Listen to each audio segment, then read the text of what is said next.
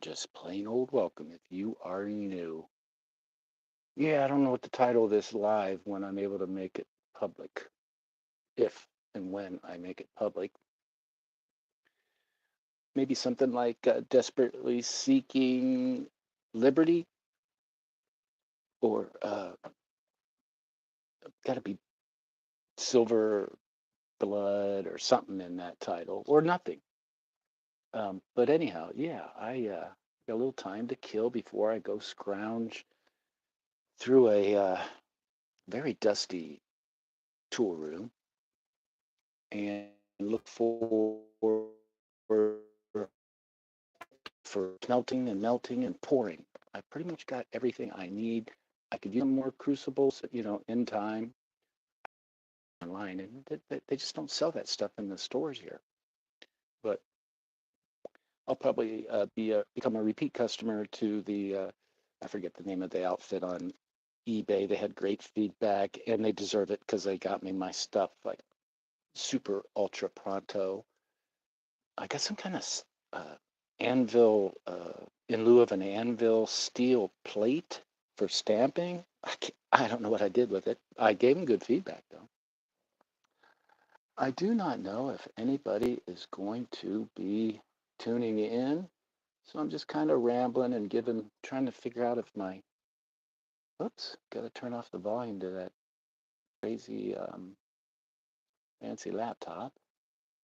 I'm using it to hopefully keep up in the chat. This is my second live in the same calendar date. That is a record for me.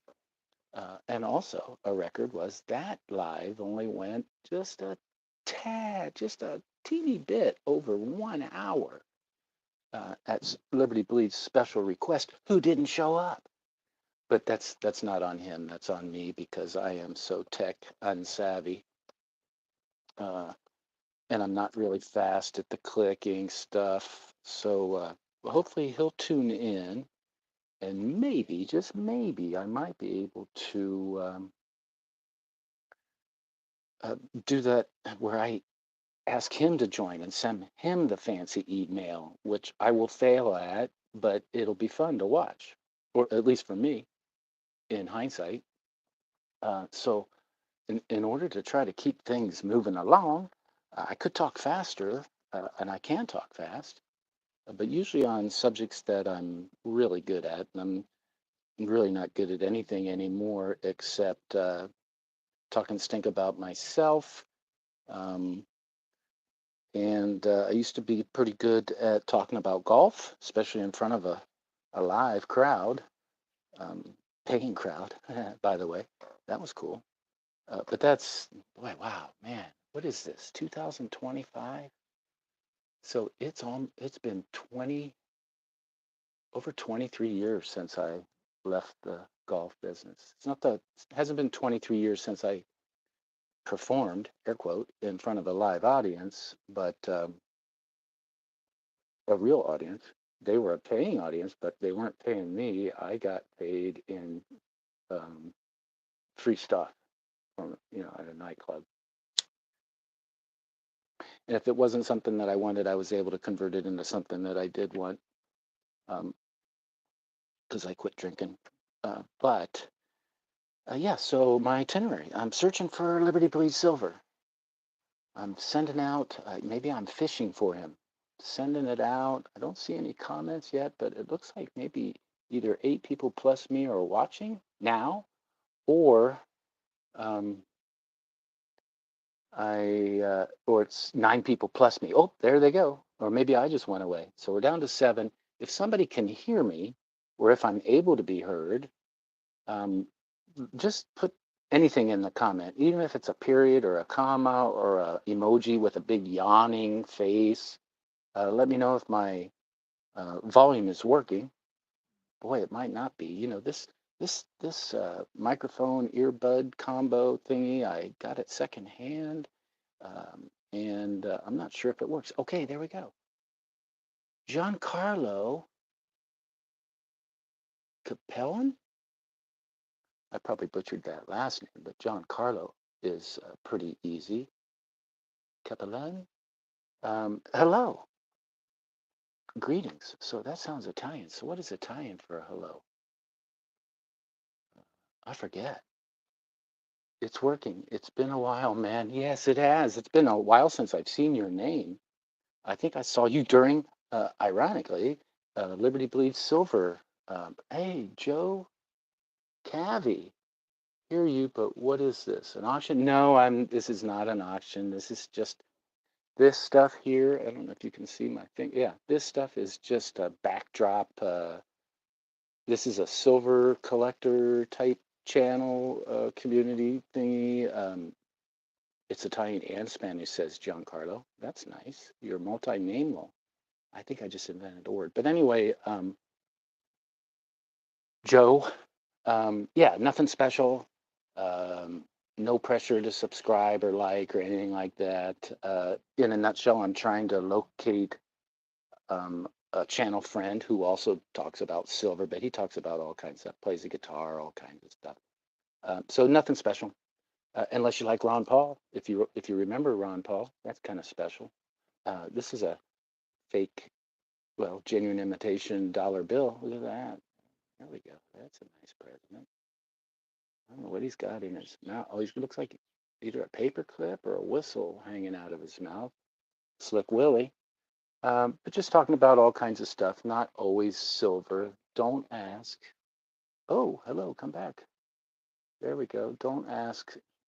Thank you for Joe Cavi. Thank you for clicking. That's cool. Very, very generous and nice of you. And that might not, you might not understand that until you hang out here for a few more minutes and realize, oh my gosh, there's 2 minutes I'll never get back. But wow, look at all these neat names. Milana Mafuzo. That's cool. Don't ask. Hey, I responded to one of your comments. You were commenting on an old either comment or video of mine or yours. And when I see your dog, it reminds me, even though I don't know if that's a border collie or a border collie mix, but it reminds me of I had a border collie back when I was, wow, I was in high school, at least wasn't driving legally yet, probably a sophomore in high school, and I named him Collins after a combination of Phil Collins, who was just a drummer at the time, I believe, with Genesis. Australian Shepherd, there you go. They are great dogs and smart, smart, smart, smart. And for Michael Collins, Jeffrey and Me, which was a song off of an album by Jethro Tull, um, Trivial Trivia. I think that was off the Benefit album. So anyway, nothing special, Joe, and nothing exclusive. There's no cover charge or anything like that. Um, you have a cane Corso. Wow. Now that tells me you're a responsible human being because Corsos, although lovely dogs, lovely pets, especially lovely, I'm going to say nannies for small children of the family that owns them, but they really come with a lot of responsibility because cougars and I think even tigers, maybe even lions, they run away from cane corsos. That's a powerful yet, I think, or a misunderstood breed of dogs. I'm looking at wow, I'm going to have to get to I actually made some bullet points so I don't bore everybody to tears slowly. If I'm going to do that, I wanted to do it quick. But I'm looking at the chat as instructed by my live mentor, Liberty Bleeds Silver. So I'm seeing that Giancarlo has the cane corso. That is awesome. Don't ask. Super smart. He learned to wipe his feet coming in the house from watching us. That's adorable. 210 stacks. Thank you for showing up.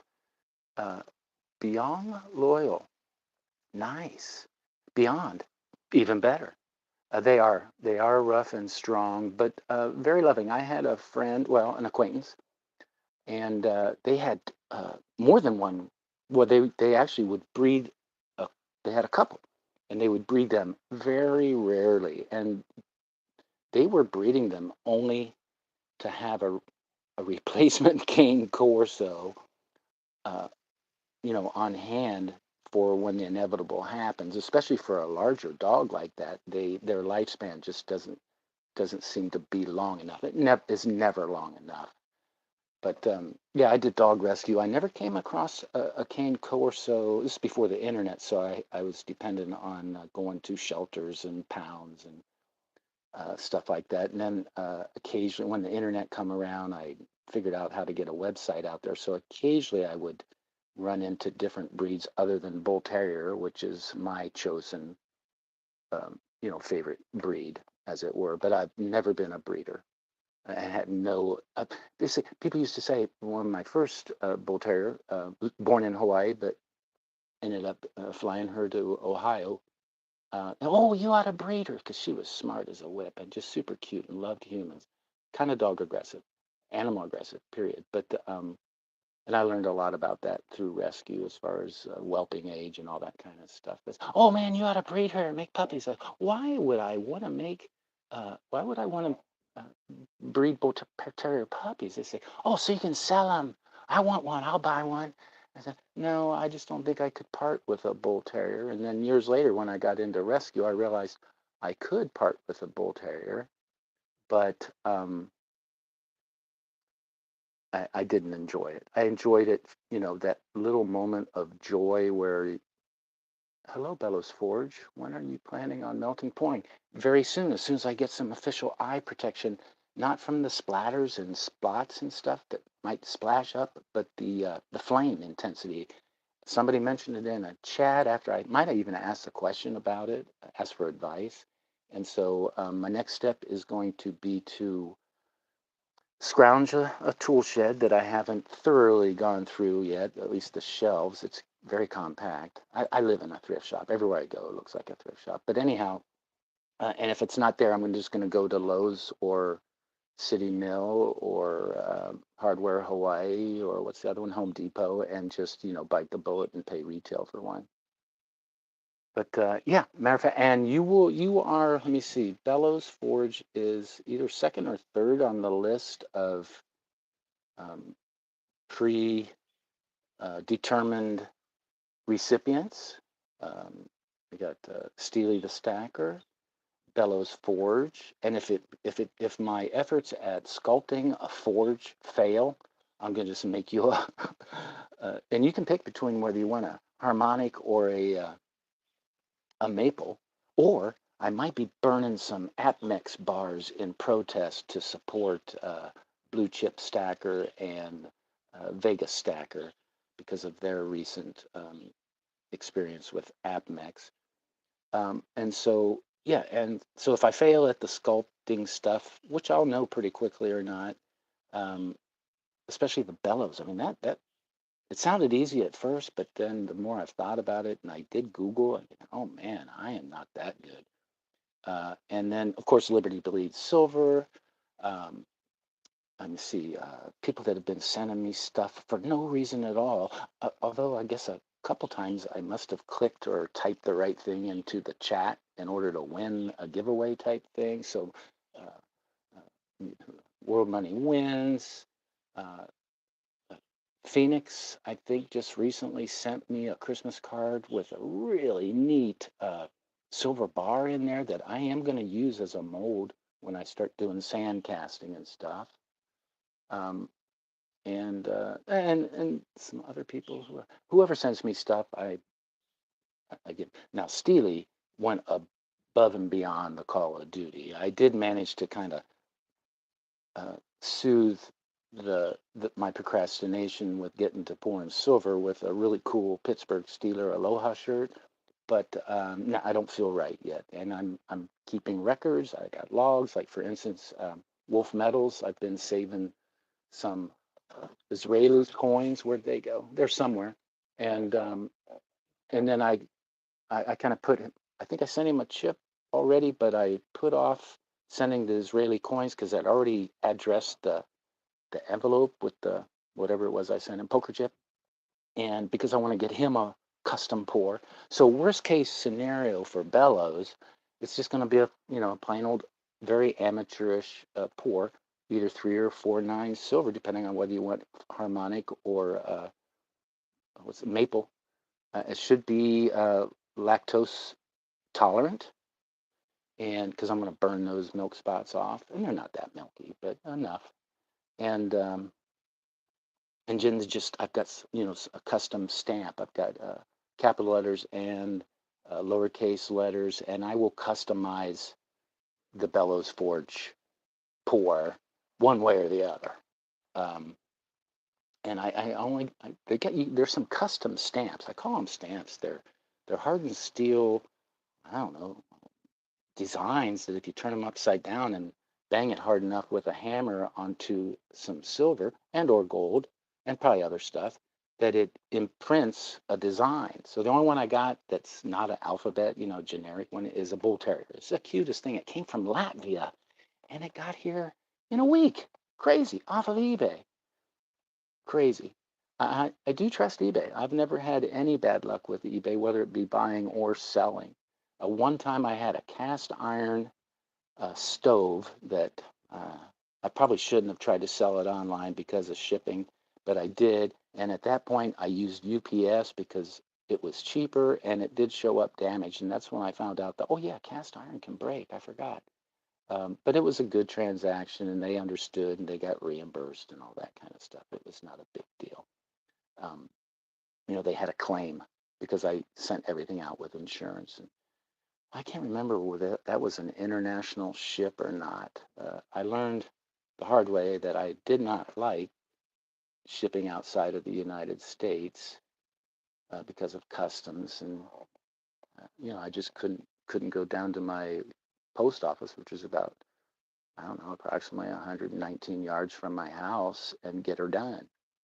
Anyhow, so back to the chat because that's what Liberty taught me. Professor Liberty bleeds. So 210 stacks. Thank you for showing up. Bellows, I got you, bro. One way or the other. Giancarlo Kaplan. I'm just going to call you Giancarlo. I recently been addicted to Perth Med products. Yeah, it was a slight, quick addiction to Perth. For me, I tripped over some Perth products when I was desperately seeking silver eagles. And so, yeah, I've got a few. I've got a lunar thingy. It might be a 2 ouncer. I had a couple kilo coins. One was a kook and one is a dragon, year 2000 dragon, big sucker and beautiful. And but I actually traded the kook recently in November, my first coin show ever.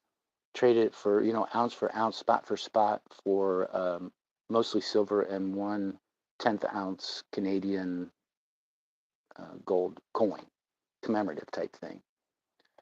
So, I will make my first YouTube video. Awesome. Post note, never liked AppMex one bit. Yeah, I'd heard of AppMex, but nothing specific.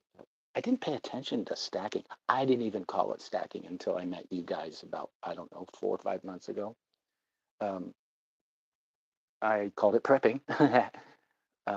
But yeah, so apparently AppMex does not have a lot of friends in the stacking world, at least our stacking world. And I didn't really understand why. I figured it was because maybe they weren't good at shipping what they were supposed to be sending you. Maybe they were overchargers. Maybe they, hey, T-Bird, hey, T-Bird comes in for a landing. I did not get an alarm at the control tower, but you know that I always have a runway open for you. So yeah, the Perth Mint does make some awesome stuff, and yeah, I can see how you can get addicted to it. I don't think I've gotten any Perth stuff since I rediscovered stacking in 2024 after a break from 2000. I'm going to say 15 or 14. Although I did make my last precious metal purchase in 2016. That was just because I over budgeted for my home DIY renovation and had extra money on purpose. And so I went and bought me 10 1/10 ounce gold American Eagles. So Perth has the most beautiful gold. Well, I'll tell you what else they got, 210 stacks. They got some pretty beautiful women there. I was in Perth on a Westpac. that was in either late 78, early 79. Almost missed ship's movement, but didn't. I was on an old tin can that broke a lot, but oh my gosh, I could have got married. I think I would. If I'd have stayed there another couple weeks, I think I'd have got married off. They had this thing called Dial-A-Sitter where you could put your name on a list and families would contact the ship. They'd hook you up, and you'd go and meet these families, and they would, take you around, drive you out to Ayers Rock, which I know isn't called that anymore, feed you, introduce you to all their friends and stuff. Gave you a whole bedroom to yourself to sleep, and didn't want you to leave, and tried to give me money when I left. And oh my gosh, it was just wonderful. I never tried a Vegemite sandwich. I didn't, but I did eat some great food. I think a lot of seafood, but I don't know. That's been 50 years. Man, stamping is not really easy. Yeah, I'm probably going to find that out. But you know what? FG, I think that was. Let me see if I can do the rewind here. And I'll get to, well, actually, I don't need to get to a video. This is just stuff. If you want to look at stuff, there's some stuff to look at. Let me see if I can do that. How do I do that? I want to rewind. Oh, there we go. Yeah, Love Perfect Men. I'm easygoing. Anything fine for me. Just great to get custom pours are my favorite. Yeah, it'll be customized to Bellows Forge one way or the other. And yeah, the stamping part, it might be. I'm going to use the word ugly, but what silver is ugly? But yeah, but I'm kind of thinking, well, my channel's kind of ugly. My delivery is kind of ugly. Um, my personality is very ugly. So ugly might be my branding, my niche, my trademark. Uh, but anyhow, so not real easy. I'm gathering that, especially from what you call it, comments. Um, so Giancarlo, when I ordered my recent order from Bullion Exchanges, I was literally hunting FedEx man down. He recognized me already. That's awesome. Um, I've I don't meh, I don't have any problem with the United States Postal Service. I think I mentioned that earlier. But now and I like Costco. I'd say apparently I've saved some money on 2024 exorbitant prices by using Costco. But you got to kind of buy. I'm going to say bulkish. I think the minimal. I don't know. They might have them. I don't know if they have 1 ounce bars that you can buy. So maybe there is a smaller minimal. But I bought some Eagle tubes. I bought this sheet of 25 PAMP 1 gram bars. But the thing is they do use UPS, which I'm not super familiar with, and they don't really give you a time frame. Like between 8 a.m. and noon, or 10 a.m. and 1600 hours, or whatever. No, you got to be off the market for the mystery time. It could be 0800 to dark. And I actually think my first Costco thing came past 6 p.m., 1800 hours for those that can't count. But yeah, so that's my only gripe with Costco. But I've done well with Summit Metals so far. Um, I think it's called either Money Metals or Monument Metals. JM Bullion did good with them. SD Bullion did good with them. There's a bunch of them out there. Bunch of them out there. So I agree with you. And I feel your pain, Giancarlo. Silver foil hat. Hey, it's still prepping. You're right. I'm a prepper. Uh, a Dr. Prepper. I don't know. Um, but yes, ever since the blizzard of 77, and it did benefit me for the blizzard of 78 in a different location, I did not want to be caught with, you know, uh, unaware. So Giancarlo, considering that he started at 17, I think my stack is quite nice for the time I've been collecting. That's where I remember you, Giancarlo. You are the future. You are the young stackers that are going to propel our country into the future. And I think you're smart for including precious metals in your stash, your hidey hole. That's right. Now I remember. See, sometimes I remember. Um, T-Bird, yeah, rest your wings, bro. Um, Howdy, T-Birds to foil. Okay, T-Bird stacking. So, okay, it says hi to each other. Don't ask, melted everything with Amex on it or made for them. Well, then you probably understand what I'm talking about. Personally, I have not had, I can't tell you. I only have two Amex bars. I only have two Amex products. Now, maybe I've got some stuff that originally came to whoever sold it to my local coin shop, if Amex was in business back in 1998 or whatever. But I only have two that are marked Amex, and they might be vintage. I know they're at least 14 years old, but I don't care. I care more about my fellow stackers and their disdain for Amex than I do Amex, the company, the entity. So, oh, I love it when my name is in orange like that. I don't know how you guys do that, but that's pretty cool. T-Bird does it, and Silver Foil Hat does it. It kind of catches my eye. So I'm with you on that. Don't ask. That's cool. Oops, I think I might have hit the. No, I didn't. I touched the wrong button. So Bellows Forge must be. Silver Sleuth must be sitting bored today. Second I've seen. Yeah, that the first one was kind of an experiment. This is kind of an experiment with.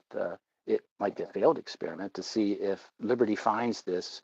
If I'm able to figure out how he invited me to join a live. He did an interview of me, of all people, because I'm a baby stacker as far as longevity on the channels. But anyhow, I think I pestered him. I think I cried. He's interviewing me. No, I don't know. I don't remember. But yeah, so 2 lives in a day is another record for me. Awesome. And that first one went almost less than an hour, which is definitely a time record because I have a tendency to go on. But I don't care how long this takes. Um, and probably until Forrest or my wife tells me it's time to stop, or Liberty shows up and we can put everybody out of their misery. So Bellows says, yep, if there's any mistakes or discrepancies on commercial invoices regarding international shipments, the package will get stuck in custom. I worked in shipping medical devices, wow, for 17 years. Holy cow. Yeah, it doesn't surprise me at all. I mean, red tape is red all over the world, right? I'm thinking, oh, there, I think okay, the original, I got to go back again. Boy, I'm sorry, folks. I'm just really horrible at this. And, okay, so Giancarlo's a legal adult now. That's right. Okay, T-Bird's at the, what you call it, the P.O. box right now. This page up thingy. Man, I am so horrible at tech. Oh, I see something about a pug. Let me go a little higher.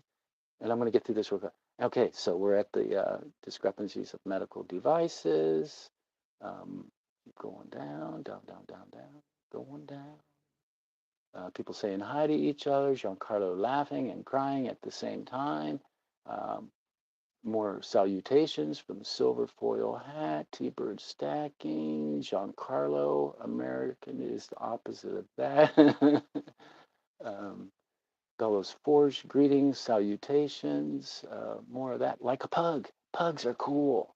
Um, I think they like to be in pairs. They could be greyhounds or whippets. I forget. I get my dogs mixed up. FG Stacker says, in yellow at Silver Sleuth, you will get to see my ugly stamping from my Sunday live. I will show off my mistakes. Well, do you remember Bob Ross? There's no such thing as an ugly piece of silver in our little world. Uh, but I just looked at one of your videos. I think it was a bit. Oh, yeah, your trip around the world, correct? And so, yeah, neat stuff. Um, so Giancarlo agrees. BRB. Okay, so T-Bird's checking his PO box. I did that this morning. It was empty. Sad face. Legal adult now, but I still remember buying silver at 16 years old. I'm telling you, that is simply awesome. I was buying stuff that you shouldn't buy when I was 16. I was 16 at the beginning of my senior year, so I wasn't a delinquent youth. I was just a delinquent. Um, Encourageable, I think. Nothing worse than pouring a beautiful bar and screwing it up with the stamping back in the mouth.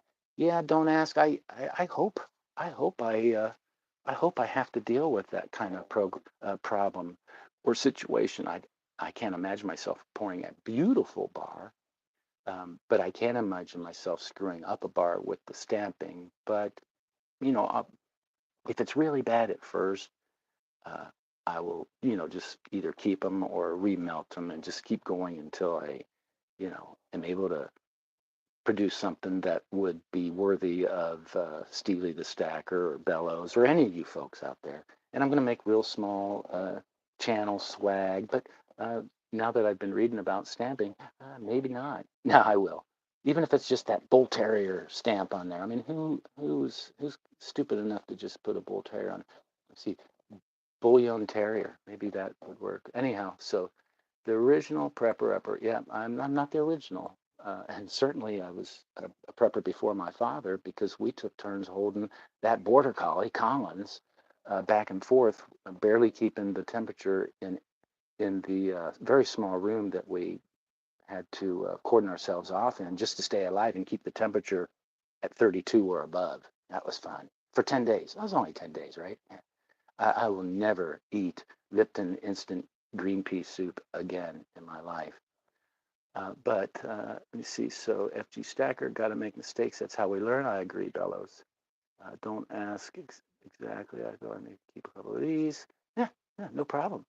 Um, got my sticker package from Weldon Carey. Wow, Weldon Carey is a cool, really cool channel. Kind of eclectic because he not only welds, he carries, and I think he does silver too. But definitely sharp instruments, knives and stuff. And I think he's a young human. I don't think he's much older than you, Giancarlo, but he's super smart. Oh, sadly, I kind of have some Apmex gold. Oh, well, I can't imagine anybody uh, throwing shade at gold. But yeah, I don't care. Gold, Apmex, I don't care. It's all the same to me. I'm not a premium.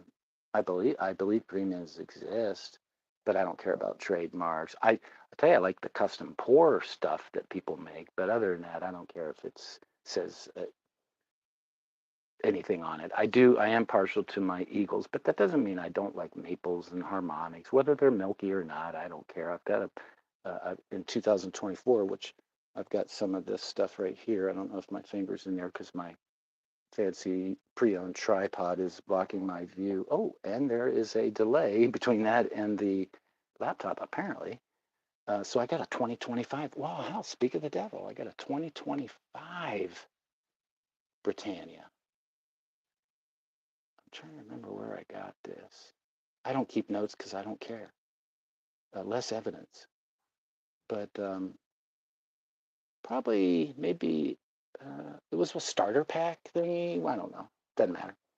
Um, so got my sticker pack. Okay, Weldon Carey. That's awesome. Uh, I'll have to check the local Coinstar now. Those videos are pretty cool, T-Bird. Um, I don't go to Walmart very often, and since I found out about that Coinstar stuff, every time that I've gone there, I've forgotten to see if they have one there, because it might be different here. Oh, let me get back. Let me get through here. Okay, I got the package. I'll have to check the local Coinstar. Good, cool. Oh, 7 stacks. Wow, two of my lives in the same day. I'm sorry, dear, um, but you are the best. Um, and the poker stacking channel community poker chip goddess. See, I promoted you from this morning. This morning you were just a queen. Now you're the goddess. But thank you for showing up. That's a new name. Nice. Not a new name to me, but a new name to this particular chat. And so uh, T-Bird is flying around. Man, his wings got to be tired. He's flying in and out. That's cool. So Giancarlo, at a very young age, says his stack is 16 grams of gold and 25 ounces of silver and 5 grams of platinum. Sir, don't stop.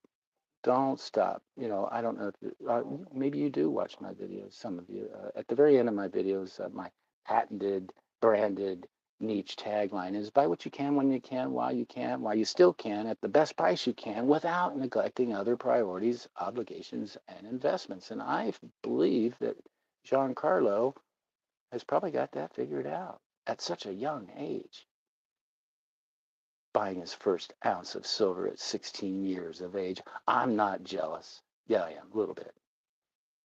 Message him on Discord. Discord is elderly abuse, but I think I'm in your guys' little Discord world. I just lost the map. You're welcome, Giancarlo.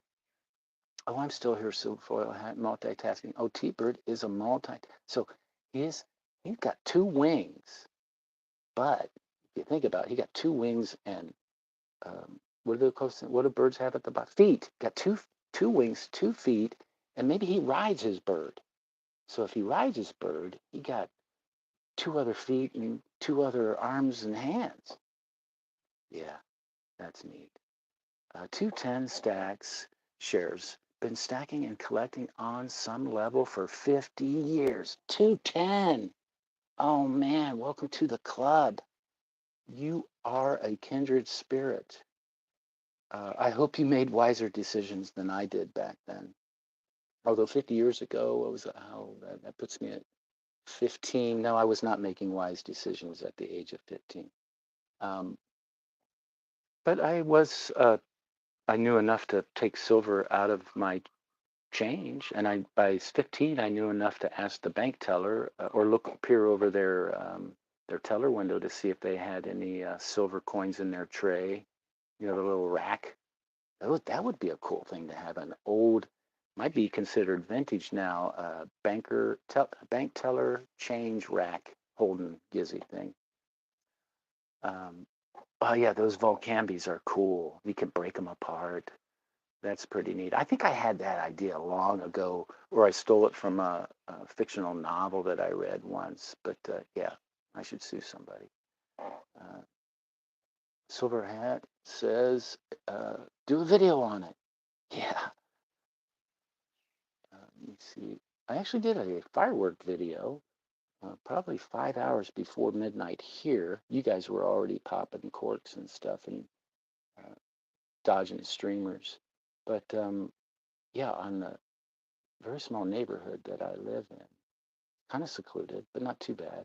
Just, it was like a war. I felt like people were, like gangs were home invading my back door and trying to bash it in or successfully bashed it in or using a battering ram. It was so bad. And then sadly, 5 hours later, while I was out there filming about 3 minutes before midnight, I didn't wake up on purpose. I didn't set my alarm, but my dog was shaking so hard because it got the cacophony of explosions was so intense that his shaking in his crate right next to my bed uh, kind of woke me up.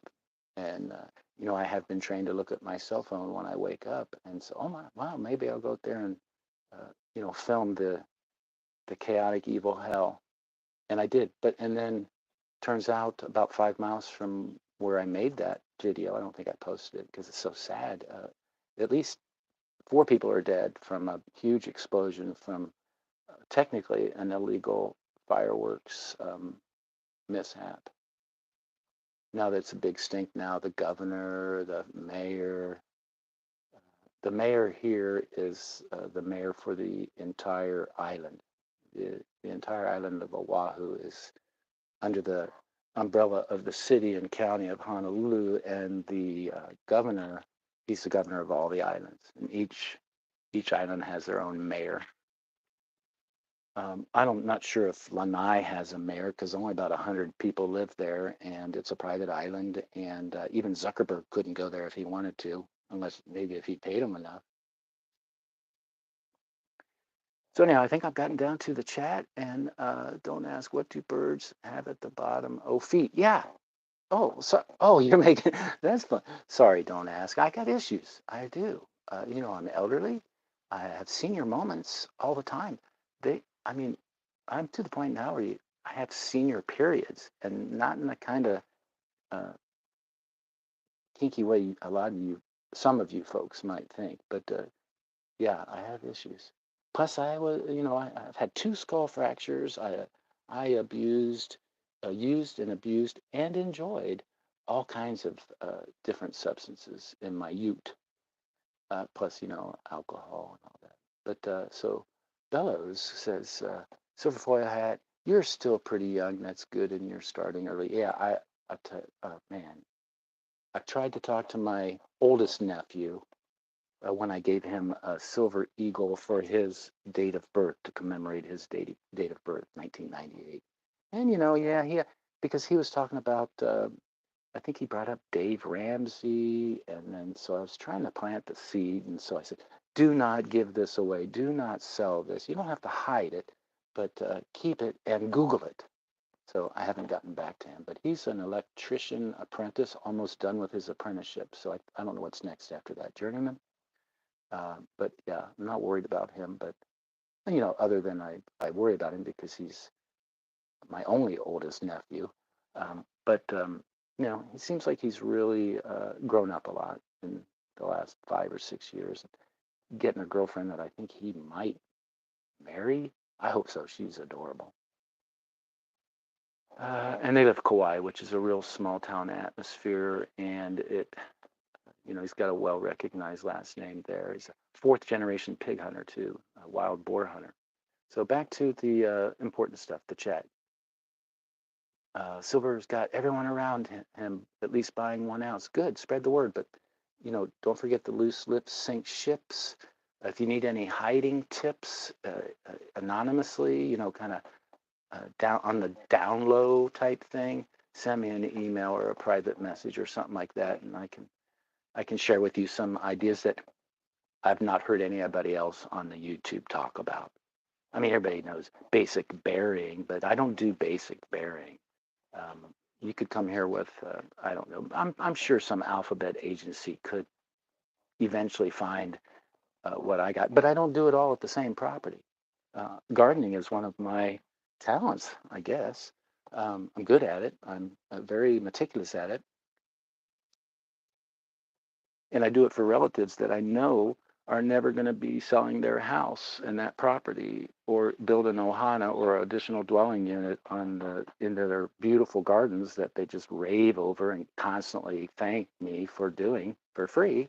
I mean, they gave me lemonade or maybe some sushi or sashimi or something like that while I was there. But anyhow, and occasionally I get a care package, a green care package from a couple of them. But so not your average Tweety bird. That's right.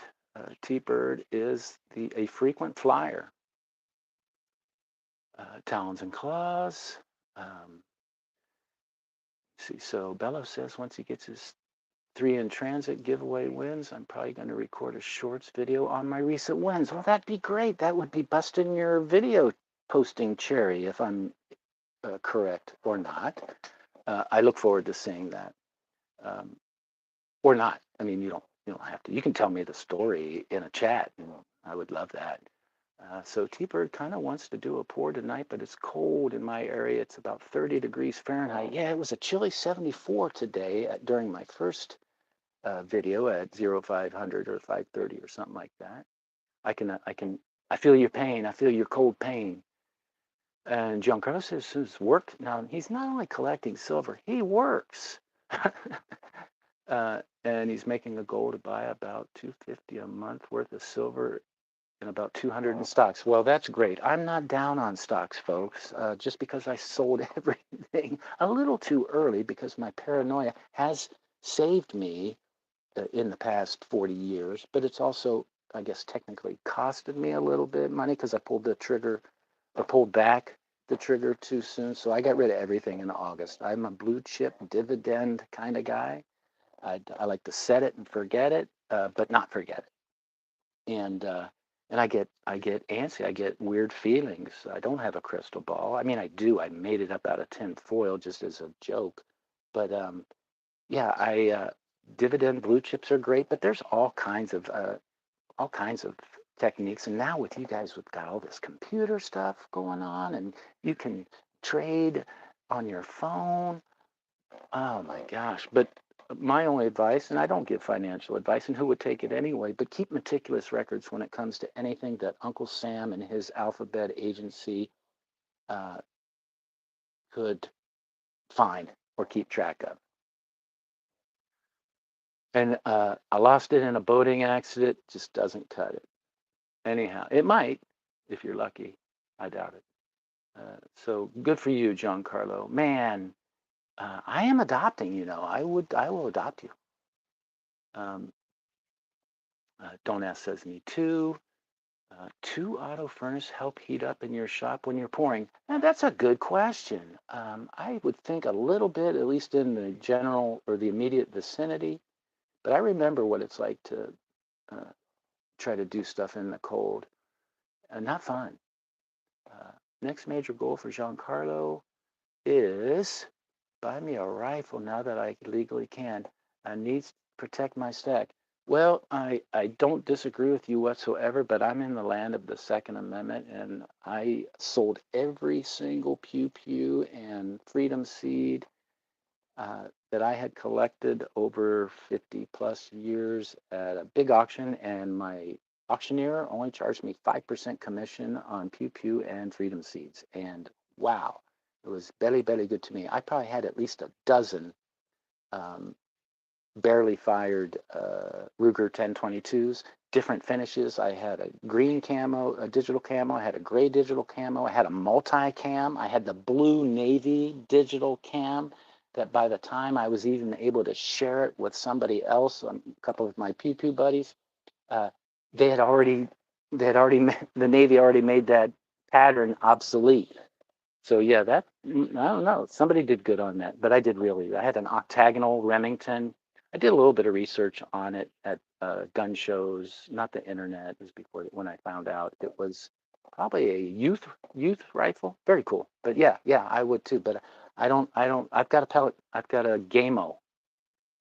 you know, uh, .177 pellet. So I really got to wait until I see the whites of their eyes before I use something like that for protection. But I resort to different methods, more of a preemptive type alarm system. But I also deploy a system where if I have to, I can. I don't know if you ever heard of caltrops. Um, Punji pits, stuff like that. Yeah, I'm good at that stuff. I was a hardcore prepper. For the last how many years? I don't know, decades. I've always thought that tomorrow is the day, and I treat every day like tomorrow is the day. So I try to live life to its fullest. I try to make sure the people that I love know that I love them, and I remind them. Fortunately, as you get older, it's easier because there's less people alive to keep track of. But anyhow, so yeah, I agree with you, Giancarlo, but keep it on the down low. Loose lips sink ships. Tiber says he has a propane salamander. That's a new term on me to heat. Oh, no, yeah, I know what that is. Yeah, heat rises. Okay, Emperor Wang, aloha. Dude, I thought about you 3 minutes after midnight. Well, actually, no, whenever I found out about the 3 minutes after midnight, and I'm pretty confident that that didn't immediately affect you and your welfare. Um, and I thought about your cat, thinking that, that the New Year's Eve trauma that pets experience. I just think it's horrible. I think it's a lack of respect, but that's just me. The little firecrackers that people light and throw on the ground, I don't have a problem with that. I like the pretty colors of aerial fireworks, but I don't like the invasion feeling in these neighborhoods here. Um, it's too much. Maybe I don't have PTSD. I was in the service, but I was in the Navy. It was 78 to 82. No wars were going. I had a lot of frustrated lifers, especially the chief master at arms. So PTSD for me, service-related PTSD, and I know Emperor Wang. He's a real veteran. I was, hiding from Master Chief Constantino in case one of my neck hairs or hairs above my ear were too long and were touching my ear because I knew he would just give me a ration of the kind, and I'd probably end up chipping paint somewhere. So, yes, Americans, yeah, well, I live in America officially, I guess, but it's not Second Amendment friendly as far as, daily carry or concealed carry or open carry or take it out of your house at all carry unless you're going to the range and back. And oh my gosh, it's just, and lists, you get on a list. And I remember I was living in Ohio and I heard that Hawaii was, putting everybody on a registration list. My brother-in-law was grumbling about it. He lives in Kauai. My father-in-law grumbled about it, but they had to comply. uh, I guess officially you didn't have to, but there'd be hell to pay if you got caught. And I've been on enough lists. I've spent the last, I don't know, 20 years trying to avoid lists. Actually, I've been trying to avoid lists since I raised my hand and enlisted in the Navy. So you were awake, but I wouldn't have been able to distinguish the explosions over everything else. No, you wouldn't have, because I've watched it on the news since, and with a little bit of sound on the drone video that seems to be making the rounds. But what astounded me was the the the news video that I was watching. So as the EMS guys and the fire trucks, and I know where that area is, right up from Salt Lake Boulevard, down by La Vejana, Target, A1 Auto, right up the street from Stadium Marketplace and the Ice Palace. So I know that neighborhood. And I know those streets are skinny already. And even just in normal non-New Year's Eve parking, I man, it'd be tough to get a fire truck through there. But and so they show up for this emergency. Now, yeah, I'll give them credit. Maybe they didn't know that people died during that. Maybe they, 4 houses away, didn't realize it was a severe death-bringing explosion. But three, 4 houses away in every direction, while the EMS and the police and the fire department, and they even called in the federal fire department and EMS, they're still lighting off their aerial, technically illegal aerial fireworks in the street, on the sidewalk. My neighborhood, I didn't want to go out there, but I did because it woke me up. And yeah, so I filmed, and no wonder I felt like stuff was exploding right over my house, because stuff was exploding right over my house because instead of going down to the level street, they were doing it on the slightly um, slanted driveway up. And yeah, no kidding, no wonder. Thank goodness they didn't have as much fireworks as apparently they did there in Aliamanu. So yeah, that was sad. Uh, yeah, so I understand that, but I'm glad you're safe. Um, And I need to tell you this before I get to touching stuff. Yeah. And wait for LBS. If he shows up, somebody let me know. Yeah, so when I envisioned, I saw your live, and so I totally understand the incognito part, the anonymity, especially on this rock. And you kind of look like you're Holly, so I can relate to that. But so before I saw that live and saw you, you're a burly looking dude. Well, I envisioned a guy in like a almost, remember the Beatles, when the Beatles first come out, they wore those skinny black ties with the really nice fancy suit, kind of like there was a TV series called Ad Men or something like that. It was kind of a retro, modern retro TV series.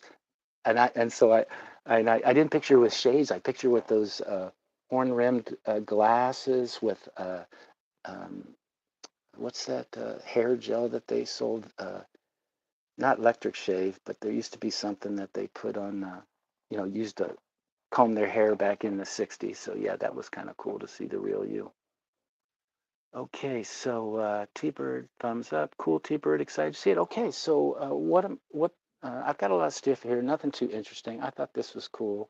I got $100 gold bill from Liberty Bleeds Silver for Christmas, and I've sent out a few little itsy bitsy dollar bills, kind of a tongue-in-cheek tease on our shrinking dollar. But I found this in my travels, looking through my stuff. I got stuff all in totes and sheds. I buy used sheds and then I take them apart, but it's so easy to take them apart for the people. I get them for free. Um, and as long as I take it away and make it go away. And I got a truck, so it's easy. But yeah, I found this in my travels. That's kind of cool. That somebody might think that's interesting. This, I know one person that might think this is interesting. This is a Ron Paul silicone bracelet from his 2012 Revolution. I thought that was cool. So I know Liberty would love to have one of those because he was a volunteer for Ron Paul. Actually met him. Um, let's see what else. Oh, found this. This is kind of cool. This is pirate related. It's a cannon, and I think that it takes. Remember the old caps, little poppy things. I think that's cool and cool. It's got a pirate boat on there. I don't know what the JR stands for. This definitely vintage. It's got some age to it. Maywood, Illinois, Callan Manufacturing Company. But it's in pretty good shape. And I used to be in the antique and collectible business and see all this dirt. I call that patina. If I were to sell this on eBay, I would not clean it. I would put in the ad, I'm not cleaning it. Um, don't grumble. It might smell like cigarette smoke. I don't want to hear it. If any of that stuff might bother you someday, uh, don't bid. So that's kind of cool. It's pretty. It's a nice size. Got a little weight to it. Boy, I sure wish that was made out of silver or platinum or osmium. Woohoo! So that's kind of cool. Pirate related type stuff. That's for Liberty. Um, oh, I think this would be a cool pour idea. Get this little gizzy on the back of my phone. It pops out so that you can, hang on to well, it's supposed to pop out so you can hang on to your phone without dropping it. And they do help. The one I got now is a splotchy happy face, and I thought this Hello Kitty Spam Musubi was so cute. I got this at the swap meet. And so if I could figure out how to turn this shape into a pour, and it unattaches, and then attach it to the one that's similar to this that I got. Yeah, that would be cool. Wouldn't be Hello Kitty style. That's it. That's uh, everybody's favorite coin to hate, Silver Eagle. I was going to talk about. I didn't realize. Whoa! I didn't realize this many people would show up. So I'm not going to go into any detail unless I run out of things to say before, in case Liberty Bleeds doesn't show up. Oh, I'm getting pretty good at that. Let's see if I can now. All right. So, yeah, who cares, right? I did. I used to. I kind of still do. I like them. What else is kind of neat? Well, I did. I got tired. I think I did 293 Silver Eagle pings. I knew they were all genuine, but this toy or thingy tool, it's kind of fun. I even figured out how to download one of the 3 available apps that actually worked. Very cool. I hated banging on them with the stick, but not really. I don't care. Kind of fun. What else I got going on here? What's nothing there? Um, I was going to go over my 2000 since I returned to stacking, as you folks would call. This was a gift, Santa gift from Captain Bleed Silver, aka Liberty Bleed Silver's twin brother. That's kind of cool. So I was going. There's not too many great acquisitions that I had. I took up some of your guys' non-financial advice and got some generic rounds instead of just Silver Eagles. But I did get some Silver Eagles. Decided I wanted to go through all my Lucy's and pick out the nicest 86, 87, 88, and so on, and accumulate the Type 21 or the 2021 Type 1 and Type 2. I got one of each of those. I forget from who. Um, there's my practice stamp right there on that bull terrier. Cute little puppy. I wish his tongue wasn't hanging out. Maybe I'll figure out how to make that disappear or use it enough or use it improperly. So I was going to say, who cares? Oh, there was a Morgan. I can combine this. There was a Morgan Silver Dollar stacking or a collection challenge. I have 3. I did not purchase these. These are hand-me-downs. Now, I'd like to tell myself that my dad's dad, and it's possible, but I can't verify it because my dad's dead. But his dad, my dad was born in 23. His dad was born in 1895. And by the time he was 15, he was a professional barber. And back then, they used to spend, although haircuts were a quarter, shaving a haircut was a quarter, 2 bits. And that's not just a song. But so I got three of these. One's in 1886, an 1885, and an 1881. And these might have been something that maybe a VIP customer paid my barber grandfather because he actually cut the governor's hair back then. And so maybe instead of him giving him just a barber quarter, he actually probably, gave him a pork chop of a Morgan. Who know? I really don't have any idea where these come from. I don't see any oh, has an O, which I found out from you guys means New Orleans. There's an S, which I knew meant San Francisco, although I kept confusing it with Sacramento. And this has no mint mark. So apparently that means Philadelphia. Don't know if they've ever been cleaned. This one's definitely kind of slickish. This one definitely a little grody. Got some patina. This one isn't too bad. I haven't pinged those yet, but I will when I'm bored. So nothing else. This is my oh, Steely the Stacker.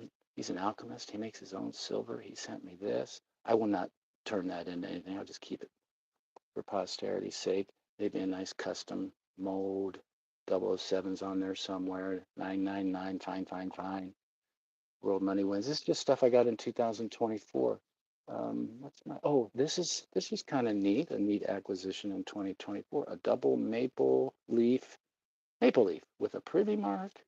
Maybe that fancy milk spotting prevention stuff. And it is 2 ounces.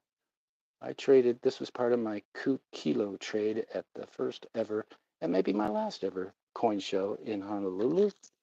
And then there's one other piece here that I like. Oh, this was kind of neat. A little late. I got this well after Halloween, but it was a good deal. I couldn't resist it. And it's kind of cute. And I used to like Halloween. Just some generic stuff. Where's that one that I really like? Oh, there it is. Yeah, this was fun. I don't know if any of you recognize that crest of arms, but that is Salivate Metal 2 ounce round. And I think I got that from maybe JM. I don't know. I like Sal. He's cool. I don't have many subscribers, but he subscribes to my channel. And so he is my, uh, has the most subscribers of all the people that subscribe to me. That's pretty cool. Something like 80 something thousand. It's a lot. But yeah, just generic stuff. I did think getting a 2025 uh, anything in 2024 was kind of cool. Kind of reminds me of I used to work in the car business, and we'd get the next model year sometime in July. When they changed the name from Datsun to Nissan, we went from I think it was the 710 was the truck, 710 or 810. I mixed it up. Oops, I just lost all my crystal. Son of a gun. I'll have to collect that up. Yeah, that's when they started calling it the hard body, and then they switched from Datsun to Nissan. That was kind of cool. That was fun trying to explain to customers. So that's it. I'll have to collect all that stuff. Nothing super interesting, bunch of generic, something different the kind. What you call them, buffaloes and Indian heads. Captain Bleedy, Liberty Captain Bleeds Silver hooked me up with this, and turns out that I also got one of these in a 1 ounce form at that previously mentioned coin show. Has Liberty showed up yet? Oh man, how do you make this laptop thingy not turn off by itself? I'm sure there's a setting. So that's it. And then if he shows up, I'm gonna look to see if he doesn't show up here real quickly. I'm gonna go ahead. Oh, here we go. FG Stacker. I told you I've been collecting up all these foreign coins that I found. I found some more. I found a bezel. I don't think it's precious metal, but I think it used to be for a coin. Man, I would love to have a country coin that you don't have yet. I would get you that out super pronto, even if I don't have any cores made yet. So let me look at the chat. Thanks, folks, for being so patient. Ooh, I see my name in orange. That makes me feel important. Thanks when you guys do that. I wish I knew how to do it. So let me see. Okay, Emperor Wang must have left. See ya. Oh, thanks. You're welcome, Emperor Wang. You're the best. Aloha. Let me see. Yes, sir. Okay, so well, not much chat since I left. There's 7 watching now. It's either 6 plus me or 7 plus me, and I'm not really watching that very well. Did that. Emperor Wang says goodbye via aloha. Those have okay, we talked about the salamander thingy. Talked about that. Oh, I must have missed. Oh, maybe that wasn't his goodbye. Maybe that was a hello. But he would. Yep, told me about that. So I'm all cut up there. I should say 20. Yeah, or 1. They should just let us put extra zeros on our singles. That would save us a lot of money. Because a $1 bill and a $100 bill, they weigh exactly the same. Trivial trivia. So everybody said hi to Wang, the Emperor. Got a jet? No, no. Um, the Emperor is a working man, just like most of you guys and gals. And I admire that. I'm just glad I don't have to participate in that. I should because I'm poor. I could because I'm not totally crippled yet, although I am a little stoved up for the last 3 months. But I will go back to getting an employer that will take care of my Medicare Premium Plan B, 3 days a week until I'm 66. And then I'll be able to make a little bit more per year, actually a lot, more than double, about 2.5 times more without paying the penalty. And then come 2029, I can make as much money as I want. Hopefully, I'm still able to speak and write legibly. And I might, I don't know. I hate planning 5 years ahead. But if that were to happen, if I were to survive whatever it is that I need to survive, I would, I'd probably go try to make a bunch of money just for the hell of it. Sales, but maybe in the meantime, my side hustles that I got going, not making money off of YouTube, although it wouldn't hurt my feelings to have a little bit. But I've got some side hustles that I've proven in my past lifetime that I'm fairly decent at least back then. They don't require a whole lot of physical prowess. My present position, I was picking up until I hurt myself, and that's one of the reasons I hurt myself is I was lifting awkward shaped objects and boxes and packages and bags uh, up to 50 plus pounds per package, could be 1 pound, but I was doing it to the tune of 2 to 10,000 pounds a week. Uh, and so, yeah, I don't know if I'm going to be able to do that anymore. If it was a consistent weight, like golf clubs in a bag, I don't know I'm going to guess they weigh, probably weighs about 35 pounds, 30 to 35 pounds, depending on how much golf balls they got in their bag. Um, and if it's a staff bag or whatnot, but to lift it up and put it on somebody's cart, pull it off and help them get it in their car after trying to make them smile either before or after a good or a bad round of golf, I wouldn't mind doing that. And I could always teach again, but I wouldn't want to teach at a place where I was working because I don't want them to know that I was a PGA golf professional, because that would disqualify me from getting a menial job. Uh, on top of that, I'm very howly, although I tan well.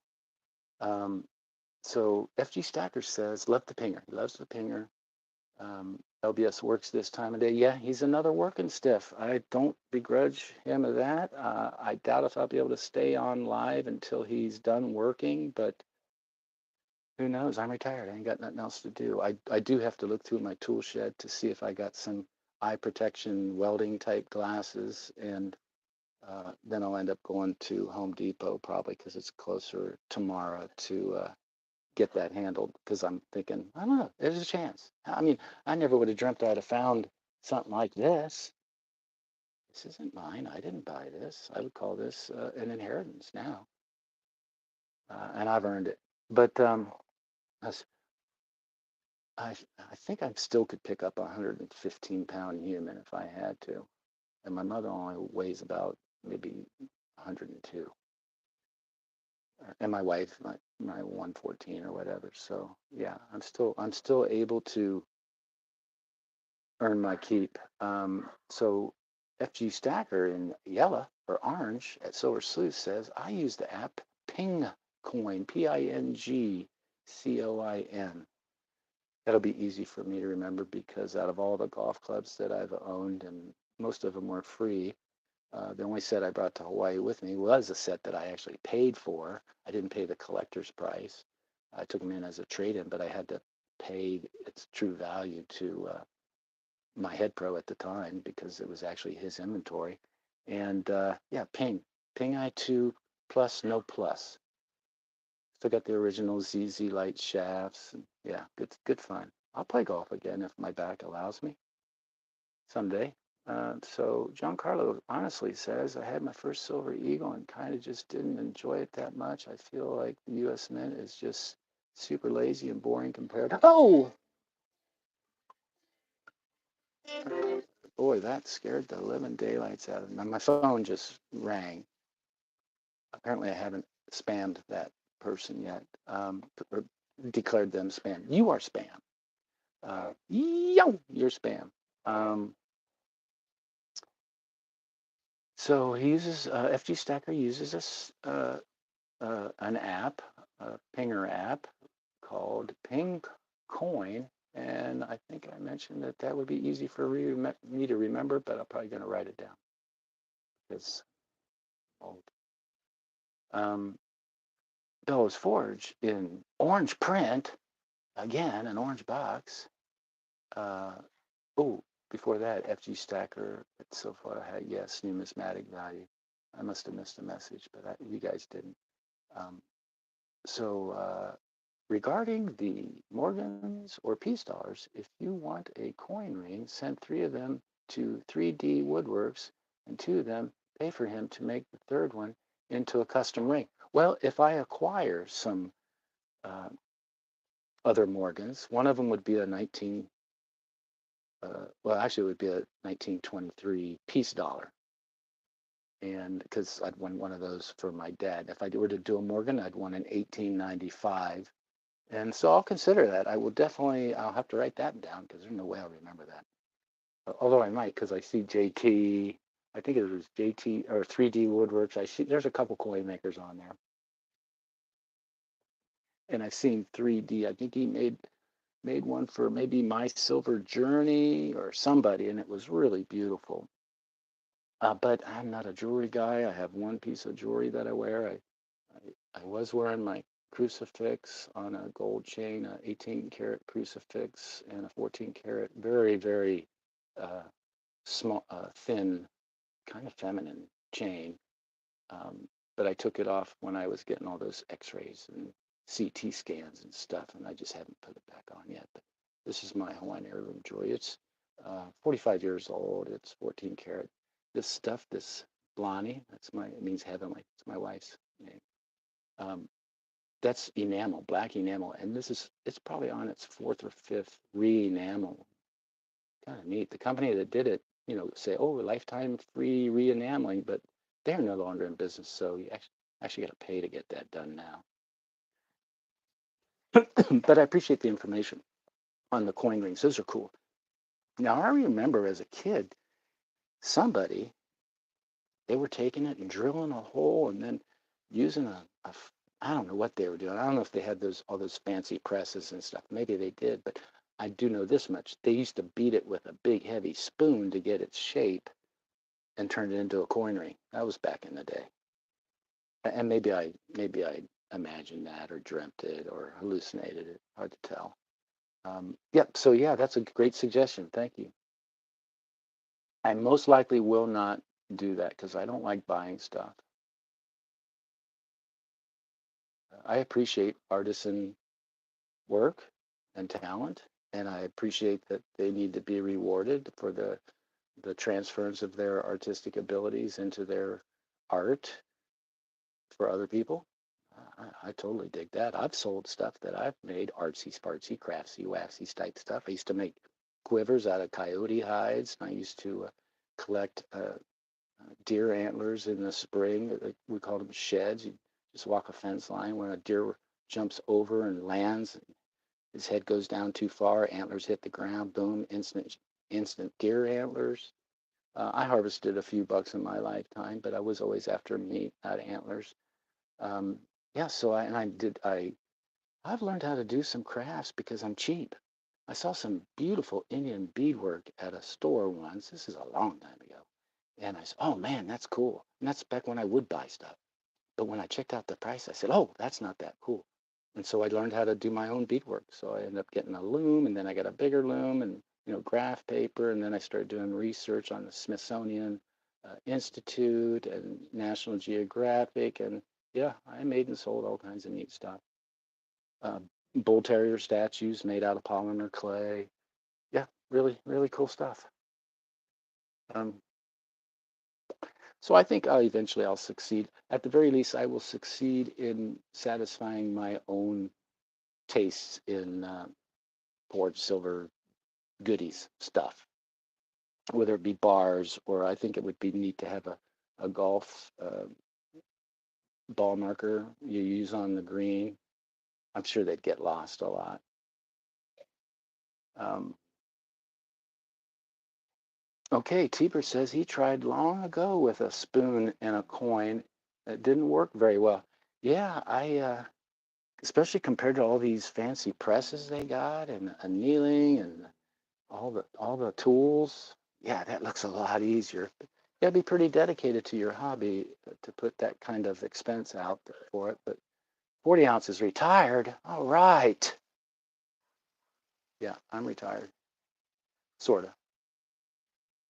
I still, well, I've been off because of an injury. I still try to work the minimal amount of hours it takes to get insurance through an employer of 20 or more employees, and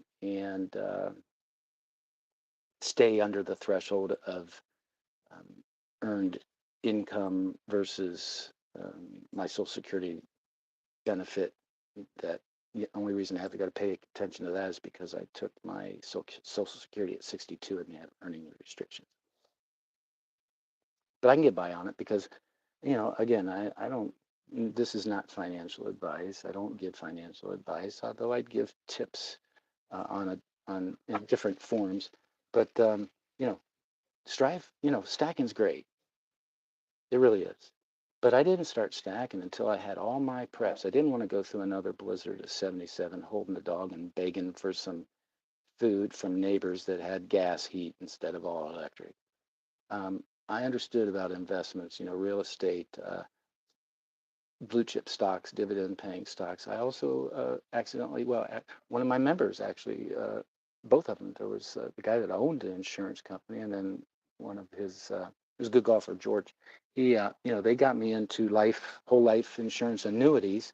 And I thought it was a racket and I did it because I liked George and it was not a huge investment, initial investment or otherwise, but I just kept, I put the premium that would show up, I think it was every 6 months, and I put it in my budget, divided it by six, and so I would, stash away whatever dollar amount it was. It wasn't much, and then kept living, kept paying, and the premium followed me, and still follows me, and I converted it to a different company. But yeah, whole life insurance annuities are a great thing to Google if you want. And real estate comes with its work and situations, but I learned that stuff from, you know, I tried the no money down. What was that guy's name? Carlton Sheets. There was a guy named Dave Delvato. Of course, now Dave Ramsey is kind of into that, but it's not super hard to figure out. But it takes a little guts, courage, balls to do that kind of stuff, and that's much better to do because you're able to recover from it when you're young. Now that I'm 65 years old, I'm not really thinking about investments, and just maintaining what I got, and everything's for my wife when I'm dead and gone. And unless I make it to 70, and then I'm going to unbury a lot of this stuff, dig a lot of stuff up, and maybe have some fun. I'm not sure. I have to figure out what fun is. Um, I know T Square was talking on one of his videos about some 70-year-old dude that retired to the Philippines, and twice a week he goes for a massage with happy endings. That might be fun, but don't care. Um, so we'll see. Shoot, cool. No more, 3 more years for me. So I'm thinking 3 more years is till retirement. Good for you. Um, but it's my favorite colors for a bracelet. 3 favorite colors. Oh, Mackenzie Robinson. That's a nice name. I'm very familiar with the Mackenzie name. Um, my favorite colors for a bracelet would be silver, gold, and a different kind of silver made out of platinum. And then I don't know if osmium has a color, so to speak. Kind of bluish, isn't it? Kind of purpley, sparkly, bluish, hologram type thing. So I guess so it'd be gold, silver, and osmium because platinum's kind of silver looking, right? I don't know what palladium is. I think that's kind of silver looking too. But and titanium is osmium's kind of surrogate mother or father. That's where a little bit left over from. I don't know. Maybe that's plat. I don't know. I don't know. Silver and gold for sure, and then maybe yellow gold or rose gold. That would be cool. 4 ounce, 40-ounce silver says my wife is Filipino. Awesome, dude. Um, my dad, my dad's life was saved by Filipinos in the Second War. They found him and some of his crew. Their boat got torpedoed, and they were cast at sea. And a Filipino junket stumbled upon them, and they pretty much saved his life. That was cool. And so he always taught me growing up. He survived. Um, always taught me growing up how the Filipinos were our brothers. And so when I ended up in the Philippines, it didn't take me long to be adopted by the neighborhood that I was kind of forced to hang out with because Uncle Sam screwed up my orders so much I didn't even have a place to stay on base. Unless you've heard of hot racking, and that ain't no fun because you get your ass kicked if you're in the wrong bunk when they get off duty or come in from Liberty or leave, and especially leave. Um, and so, yeah, I have a very, very close spot in my heart for Filipinos and Filipinas, especially the Filipinas.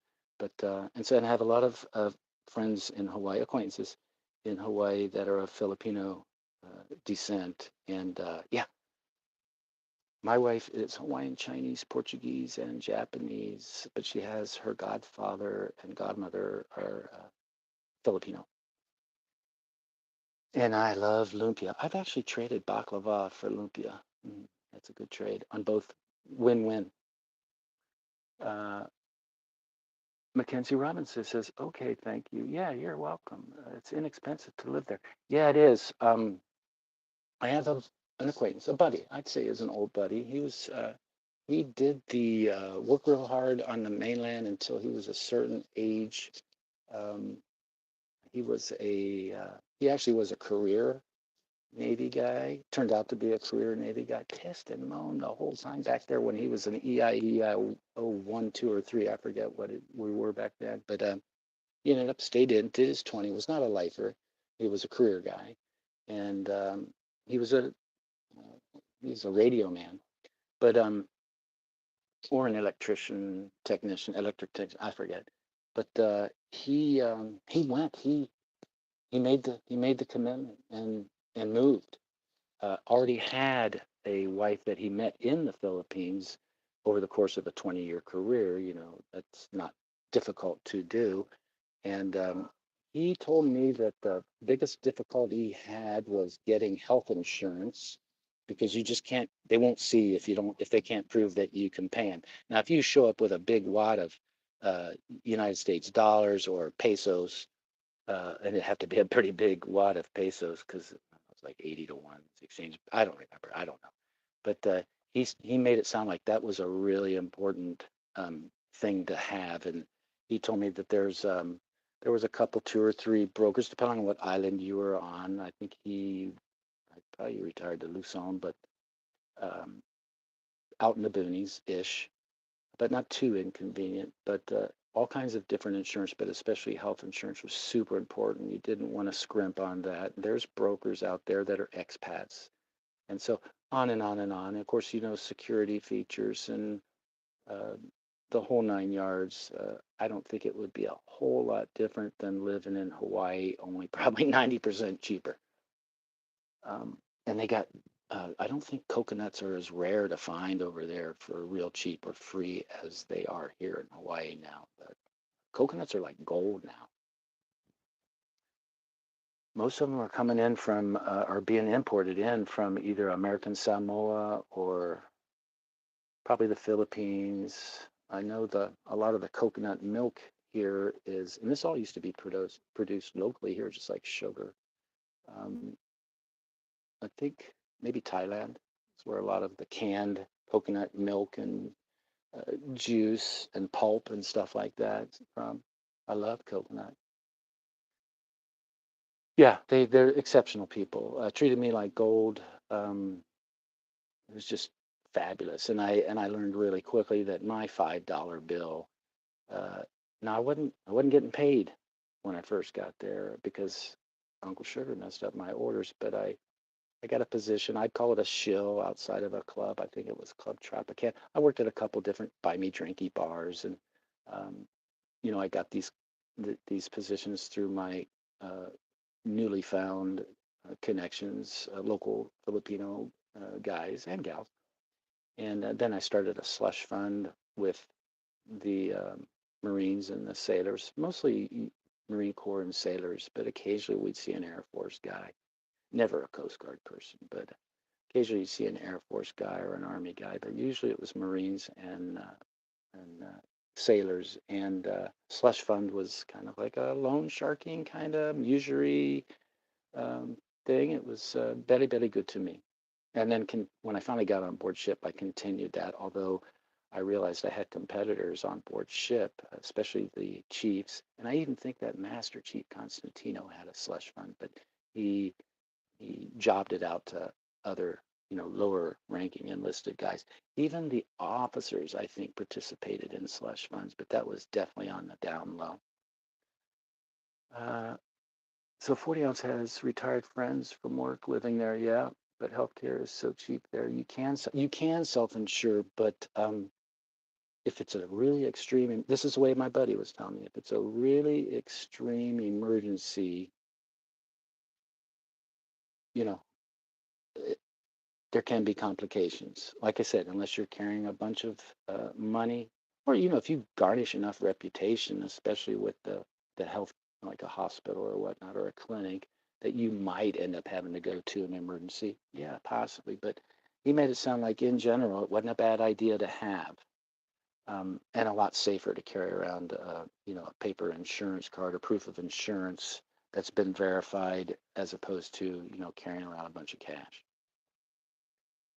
That was just his opinion, and I didn't disagree with him. But I also, I'm a devil's advocate, so I'm like, yes, well, it is stuff is so cheap you could self-insure. But if you're, if you've got one of your four main heart arteries clogged, like I went through, that might cost more than a couple bucks or a couple thousand if you were daring enough to carry that much around on your person, or maybe an ounce of gold when, or a few tenths ounce of a gold, secreted away in your wallet. But I've been mugged too many times. I only got mugged in the Philippines once, but I got mugged in Hawaii three times within my first 3 months of being here. So it taught me a very valuable security lesson. Not sure I'd have any serious surgery done there, though. Yeah, but if you ain't going to make it to an airplane in order for your three valves to keep you alive to get to a point where someone can fix that other valve, you never know. Better safe than sorry. It's like insurance. You hope you never, or a fire extinguisher. You really don't ever really want to have to use it, but just in cases.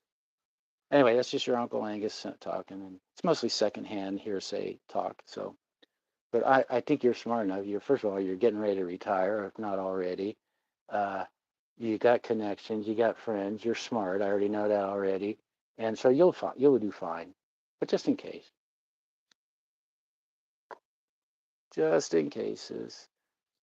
Although you might be like me, it seems like I've made it a hobby my whole life of learning lessons the hard way. I don't really enjoy it. But looking back, it's kind of fun to think, wow, how in the hell did I survive that? But if I had to do it, if I could do it all over again, probably would have chosen to avoid the situation that I regretted profusely at times. So I'm trying to organize my Steely the Stacker crystallized silver that he made out of thin air. I think he might have used some copper and maybe some silver plate. I don't know, but I don't know if you guys can see that or not. I don't know how the camera angle is, but that's pretty cool. Nope, can't. Oh, yeah, you can.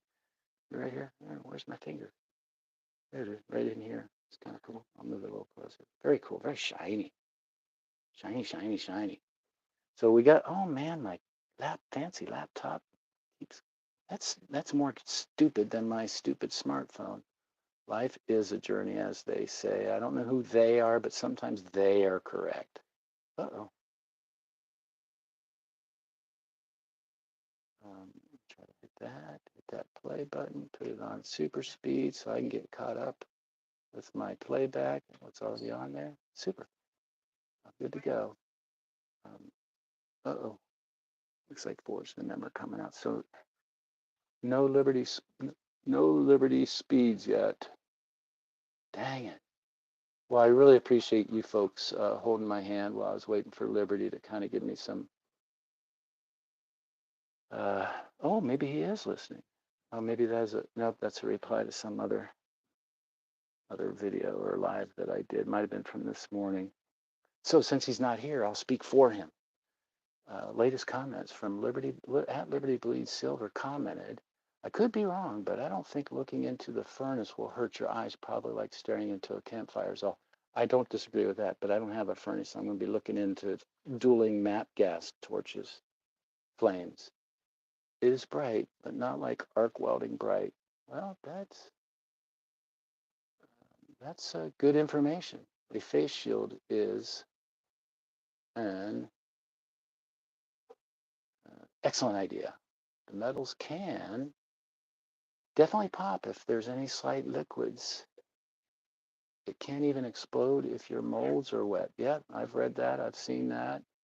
Like you mentioned, make sure you have a fire extinguisher handy at all times. Good porn, brother. Thank you, Liberty Bleeds. It bleeds in proxy. Uh, so that was kind of nice of him. Very nice of him, actually. And speaking of branding, when are you going to get a bulbous pipe, a Victorian magnifying glass, and some pigskin sleuthing gloves? I don't. If they're free, as soon as possible. If I got to go hunt them down, probably not. I do have a big magnifying glass that looks like it could have been used as a prop in a Sherlock Holmes movie if the plastic frame and handle weren't so brightish blue. So I could probably antique that a little bit, add some artificial patina.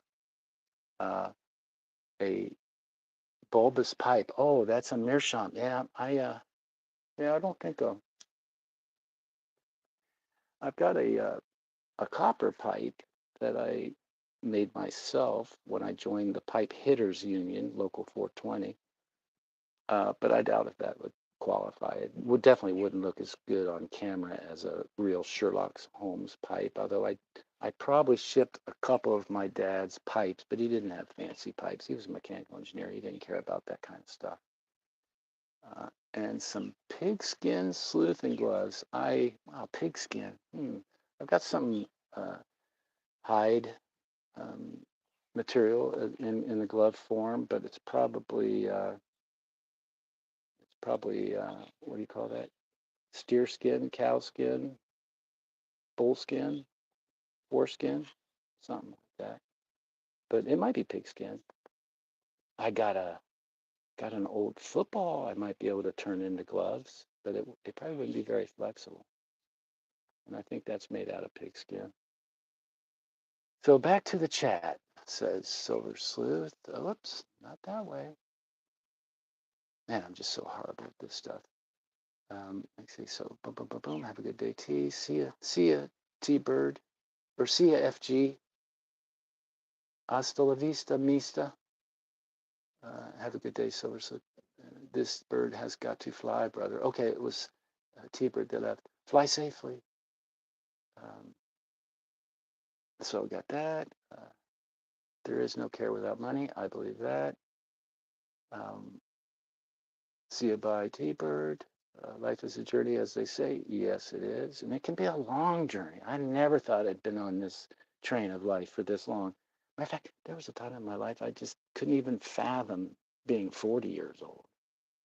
And then before you know it, you're 40 something. You say, well, this, I could get used to this because I felt like my 40s were my prime.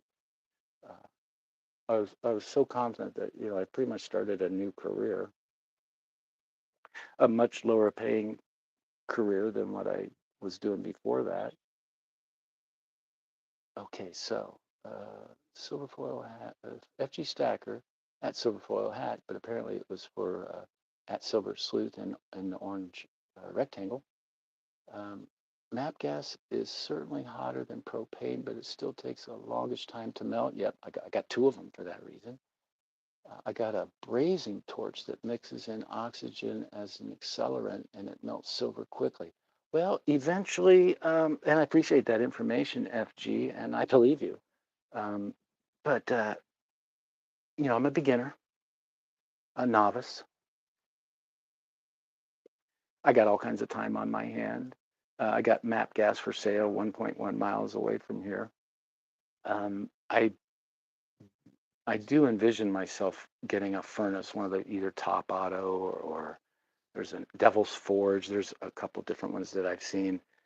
I'm not sure how easy it is to get it to ship to Hawaii. A couple of things that I've clicked on. Sometimes what's the price? What's the price? And you have to actually add it to your cart and then kind of go to checkout to see what the price is. And then, we do not ship to Alaska or Hawaii, or it's only the continuous 48 states or something like that. Or like with my poker chip, the first company was the company that everybody uses, pokerchips.com maybe. And I was so excited. And that's not a bad price. And then when I went to click to do the cart stuff, $61 to ship to Hawaii. I mean, come on, man, give me a break. If they hadn't heard of United States Postal Service priority mail, then I just don't want them making my poker chip. I ended up getting it from some other place, and it was pretty cheap. And they double shipped me and didn't charge me for the extra 100 chips that they sent me. So that was pretty cool. And I kind of did it on a lark. If I were to do it over again, I'd probably try to come up with something a little bit more clever.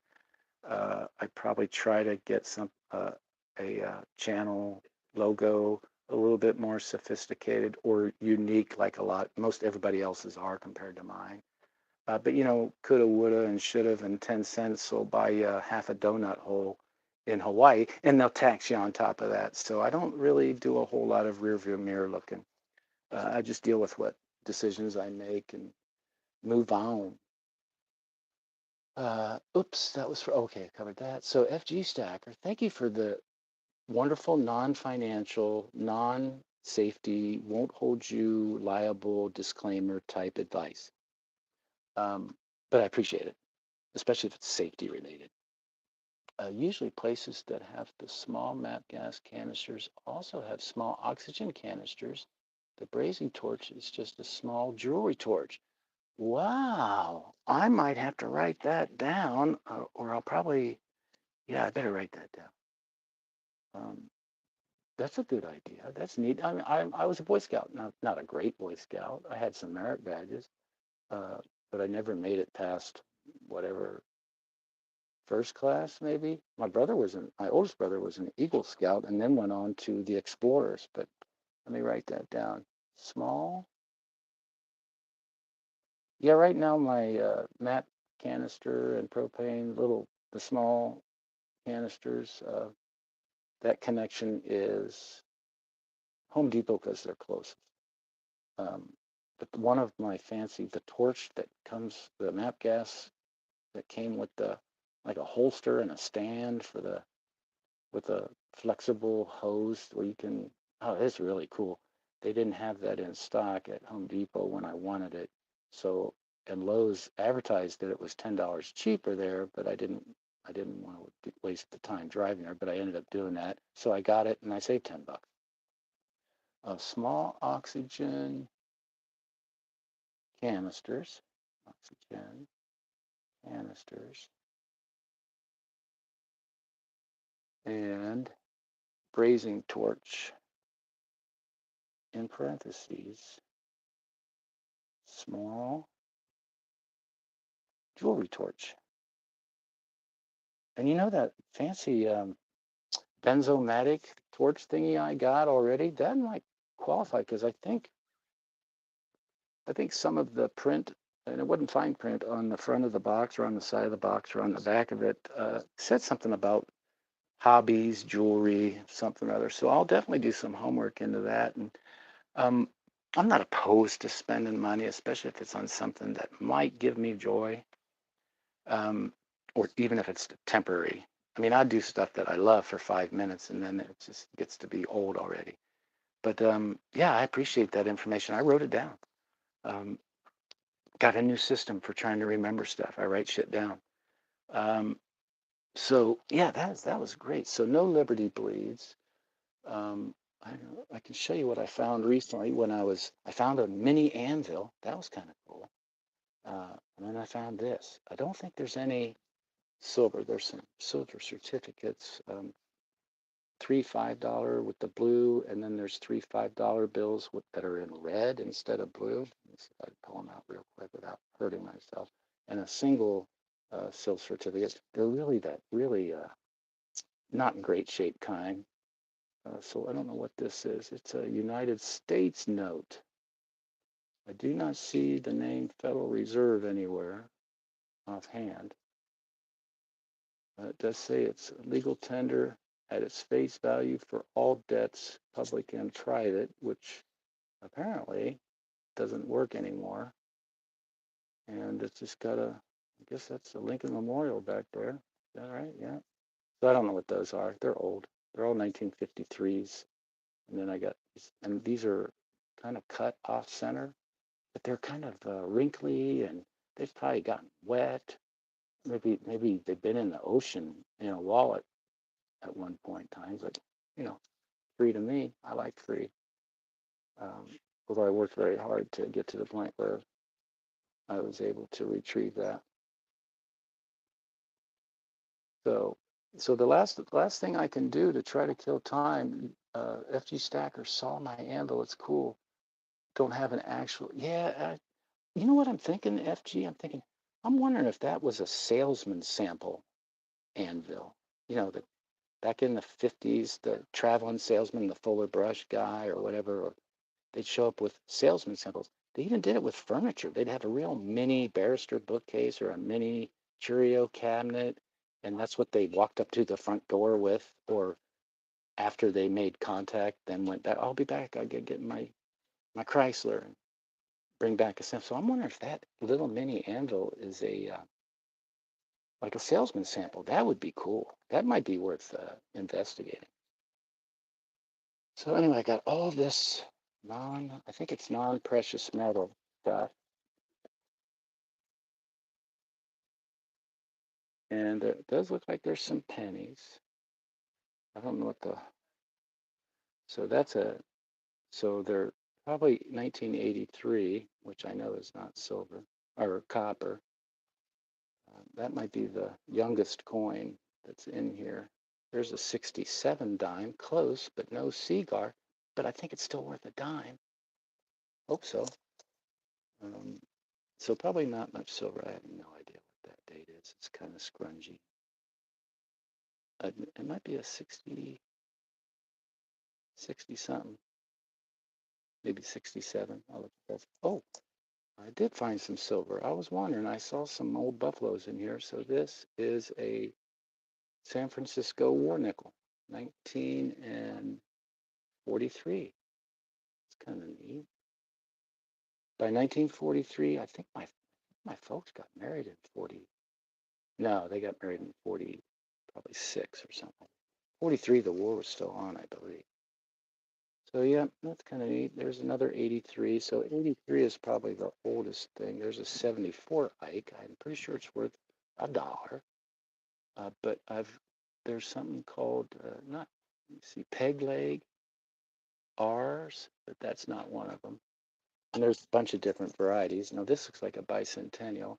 I have no idea if there's any numismatic worth to that. It's obviously circulated, but it's cool and free. Ooh, I think I see a foreign coin down there, another bicentennial.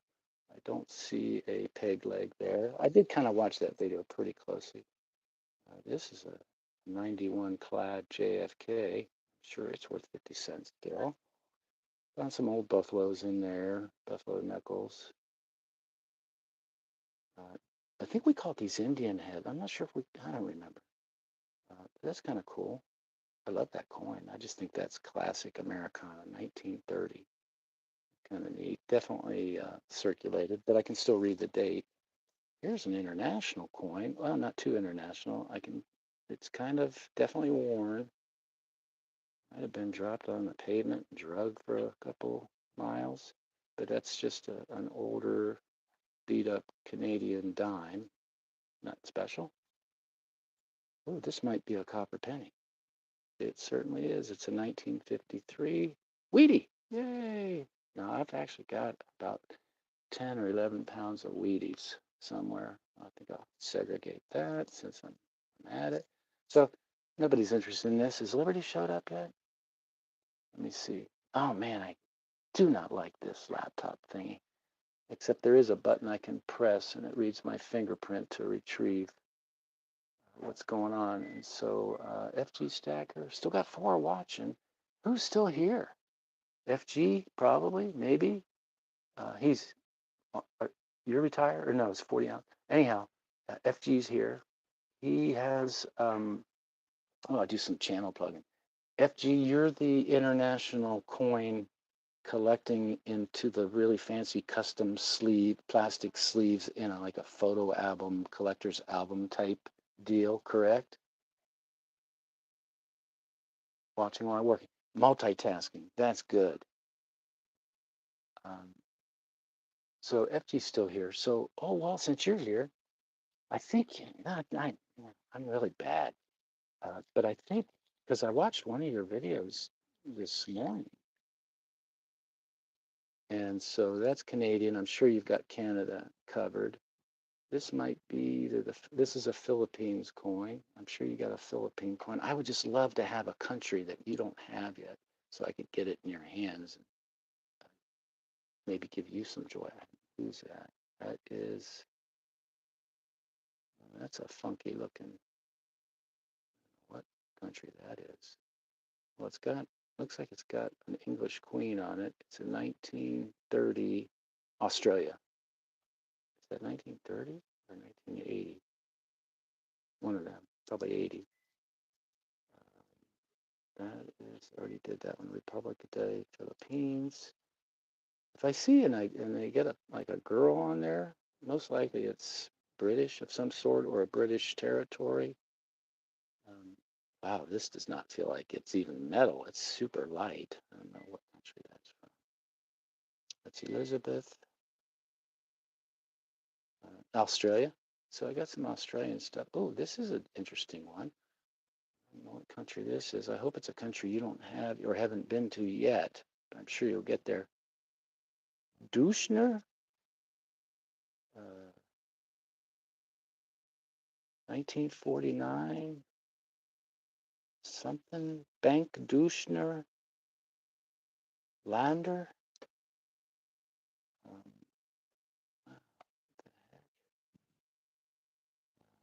Penning, Pennig. Boy, I don't know. I might have to do some investigating on that one. I'm outside. I do everything outside. Yeah, that's kind of cool. I'll set that aside just in cases. There's a douche mark, 1969. I imagine that's one of the Germanys. Blunders, Republik Deutschland. That's kind of neat. Oh, and I just know I'm going to drop one of these things, lose it. Somewhere down on the floor of my very limited space, there is, I think I dropped a Canadian maple. So I think you've been to the Far East already with most of your empty slots. Sounds like Germany, yeah, it does. Yeah, working on world silver. I knew it was you. Well, I was 99% sure. Well, I don't know what country that is, but it's kind of cool looking. Doesn't feel hefty like something that would be, precious metal valuable. And I can't remember whether the coins you have, if one of the one of your what you call it, qualifications or criteria for to make its way into your album is whether it has to be made out of silver or gold. But this is probably some kind of Chinese coin because it's got what looks like your Forbidden City building back there. Focus issues. There we go. Kind of neat. Set that aside. France, Française, Republique, 1967. I'm thinking that's could be France. Oh no, Polynese France, Francais. It's kind of neat. So let me see. So the French, Polynesian French. What did they used to own? Because France used to own half the world. I think. I know that they have a history in Vietnam. This is that bezel thingy. I do not think that's any kind of precious anything. Maybe it's sentimentally it's precious to me, but that's kind of cool. Still no liberty, and my laptop still does not want to follow the program by staying on. There's got to be some kind of sleeping sleep feature where if you fall asleep or if you don't touch something often enough, it goes to sleep. There's another, sounds very Germanic, Einschilling, with some cute flowers. Yeah, it's some kind of shilling. Let's see. Get some light. There we go. A little bit of light. Horrible camera. Stupid smartphone. So you know what I should do is, and yeah, definitely should. Oh, that's kind of cool. That looks like it's got a dugout canoe of some sort on it. Interesting. That might be oh, come on. It's not an outrigger, but interesting. That says sense. So, and that's Elizabeth II. Definitely a young version, 1969. Fiji. That's kind of cool. Canadian nickel. I'm pretty sure it's worth a nickel. Yeah, all kinds. And then I got some kind of Asian country. I'm thinking either China or whatnot that has different metal, almost bronze. Maybe it could be copper. Country that is. But I got some Asian coins with a puka in the middle, a hole, perfectly round hole. Wasn't something some layperson drilled into it after they acquired it. Because I've got more than one of those. Some of those I found in parking lots. There's another one of those Forbidden City buildings. Probably some kind of royal palace, emperor's palace. That's kind of neat. There are some neat symbols and engravings. So these are foreign. Oh yeah, these were in this bag. Yeah, neat stuff. But I'll go through there and I'll make like a little list. Probably make a video and tag you. And then it would just be so cool for me. And it might be fun to find something that you don't have yet. No obligation. And I also understand that most likely it's not going to be in pristine condition, and eventually someday you might replace it. So still no Liberty. Oh, that's right. Someone said he's probably at work. Uh, the album is targeting all silver. Okay, well, I might be SOL on that, but I'm not ruling out that I might not find a silver thingy. There's a 64 nickel, probably worth a nickel. But these Kennedy, not Kennedy, what's his name? Ike Eisenhower. Actually, Eisenhower was the president of the United States when I was born, the year I was born. There's a 72 Kennedy, and it's definitely damaged. There's got like a big dent on it. I don't know if somebody tried to drill it or something happened, but this is probably just all clad. Probably no silver in 72s, but it's possible. Don't care. I have no idea what I would do with these things. If they're not really worth collecting, I would probably want to turn them into something that could buy something that's collectible. But the peg leg R on the Eisenhower Liberty part of the Eisenhower dollar is kind of interesting. Doesn't look like, and I thought I paid pretty close attention to the videos that I saw about that. And my instant thought was, oh, when I found these, oh, maybe they got that peg leg. But then I realized, no, I'm just not that lucky. So that's kind of cool. Is that in the picture? Oh man, I am such a fail.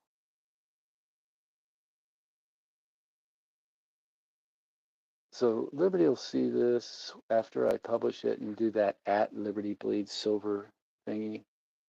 Maybe I could have done that ahead of time, but if he's at work, I would not want to bother him for something like this. Oh, now that's looks like it's got a little bit of patina to it. Oh, it's a 72 Ike with a P mint mark, maybe. No, that wouldn't be right. Looks like it's got some kind of mint mark on there. Still probably just $1. But I think 72 was one of the magic dates for that peg leg thingy, but I don't think that's one of them. Cool stuff. Maybe I'll find a piece of silver in here someday. Nope, that's a 69 Roosevelt dime. I just think it's funny that Roosevelt is on his picture is on a coin that is 90% silver, seeing as I don't think he believed in sound money. He definitely believed in inflation with his New Deal and all that stuff. I tell you, some of these Eisenhower dollars are pretty darn good looking. There's another 72, probably not a peg leg. Bicentennial. I remember the bicentennial. I remember when the coins come out, I didn't pay much attention to them because, so in 76, 1976 was the beginning year of my senior year, and I had other interests. But for some reason, if I got a bicentennial coin, I stuck it in a jar or a can or something just for collecting sake or the hoarding sake. Well, there's a 74 Kennedy. I'm not that well versed. The only thing I know about Kennedys is that I like them. I know the 64s are 90% silver, and some of the 65s and beyond are 40% silver, which I do have a couple of those in my spam versus silver choice. I got a Cromwell bag of that. So I might do that someday. I got mugged the first time I tried it. They took the spam. Buffalo nickels are always cool. Now, oh, I just thought something. I could use some of these for kind of like a mold. I got the sand cast. I got that special, I forget what it's called, derma, something or other. But then I saw one video that had, it was called kinetic sand. Emerald Coast Stacker, there you are, Dust Sleuth. My man, he is a bra. He is a brada from a different mata, because I'm pretty sure he spent some time on this rock that I call home. Robert Rojkowski. Ruchkowski. I probably butchered your last name, Robert, but I got it's like a chat message or something or other, and you sent me something. Oh my gosh, thank you so much. You don't have to do that, but I checked my fancy post office box this morning when I was breaking my traditional breaking of my New Year's resolution the day after New Year's resolution time, and it wasn't there yet, but it will be. If you send it here, it'll be here. Now, I did change my mailing address on my channel description and got rid of the word silver and just put S period sleuth because I had something come from World Money Wins, and I know I'm very, very, very confident that a postal employee tried to finagle with it because it had looked like someone had taken a knife, like we do, some of us, some of you folks especially do on the channel, where you open up the envelope with a knife, a very sharp knife. And yeah, and so, and then I got to thinking and reading some other chats and lives and stuff. Yeah, I trust my personal mail person. She's a gal. There's actually a couple of them, but consistently it's the gal. She's really nice, and I trust her. She looks like she's too busy to try to fiddle with that, but that's probably happening somewhere along the way. And I'm wondering if the word silver in the addressee's name is a red flag or some malevolent, unscrupulous type thief to, kind of clue them in. There's a 71 Kennedy, quite beat up, definitely circulated. It might be a 40%er. I do not know. I have to do some homework. And there's another 71. Might be also. Doubt it, because it definitely looks clad from the side. 74, same thing. So yeah, interesting find. Certainly would not turn down free money, currency, coinage, no matter what its denomination is. So that's enough of that. Look at, ooh, this looks like it might have some silver in it. It's a 1968, so this is probably one of them 40%ers because it definitely does not look as clad as those 1970 guys. Oh, there my computer turned off again. Just a fabulous product. All right, so get that on play so I can try to stay up. Sounds like Germany. Yeah, working on what did that. Emerald Coast Stacker. How's it? Bob Woj. How's it? Kennedys are fun to spend at McDonald's. It confuses the kid. That's funny. I don't go to McDonald's. Last time I went to McDonald's, as a matter of fact, I remember it was my wife come back for her graduation right around 2014, 2015, and called me and said she was never coming back because her parents were in such poor shape she had to stay to help them. And I stopped at McDonald's to get an Egg McMuffin because she liked those things. And by then, I mean, I haven't eaten McDonald's food in such a long time, but she liked them. So I'd make special trips. Or if you go past McDonald's, uh, pick me up an Egg McMuffin. So I stopped and bought two Egg McMuffins. The girl at the drive-through window, actually, turns out I went to high school with her. She was a few years older than me, and she definitely didn't age as well as I had at the time. But poor Pam. But I ate that and I got sick real bad. Maybe food poisoning. I don't know. It was a perfect storm of stress and uh, impatience. I couldn't get my house renovated fast enough to get to Hawaii to help my wife. But time flies and it happens. Oh, what is this? El Cortez. Probably not silver. $1 gaming token. Definitely probably not silver. Um, Las Vegas. El Cortez. So did there used to be a casino called El Cortez? I know that's not an international country. El Cortez, $1 gaming token for use by player only. $1 gaming token, 1979. That might be something for Liberty or Vegas Stacker. Non-peg leg.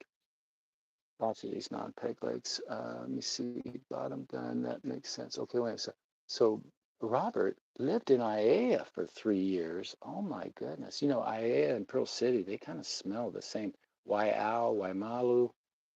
I like that area. It's pretty convenient. So you were, oh, here we go. So Emerald Coast was stationed at Hickam for 8 glorious years. I missed that tasty chicken from my bowl. We had this conversation once previously. I don't remember the Hickam part. So Hickam, I'm going to assume Air Force, the cream of the crop. The Air Force guys told me go check out the Navy guys for the recruiting process. Um, so while you still alive, I had to leave earlier. Yeah, I'm still alive and live, Giancarlo. Bob Wojkowski lived in IAF for 3 years. That's neat. Hopefully it was back when it wasn't so crazy expensive now. Oh my gosh, I remember, dang, even, uh, wow, 82, I'm guessing. It wasn't nearly as expensive to get, a basic place. Even in Waikiki, you could get a room to rent or a hostel type, almost kind of like a Airbnb, but they didn't have that back then. Just a room with kitchen, maybe a hot plate privileges or something like that, mini fridge. Boy, it wasn't expensive at all. Um, and you were in so Emerald Coast asked Bob if he was Pearl Harbor, and I'm thinking yes. I think I remember. There's Blister and Barnacle's Adventures all the way from the United Kingdom. I think specifically England. Um, Bob was at the sub base. Yeah, the sub base was kind of cool. I didn't venture over there too much when I used to frequent when I was in dry dock, not far from the sub base. Nothing's far from the sub base. And the enlisted club was real close to the sub base. It was over by Makalapa Gate back then. I don't know where it's at now. Probably in the same place. But I used to remember people ask me, how do you get to the sub base? I'd go, well, you go up this road, and when you pass the second torpedo on the left, turn left. That was kind of cool. Just had torpedoes, kind of almost like decorations, street decorations. It's pretty cool. I'm sure they were unarmed. I hope they were unarmed.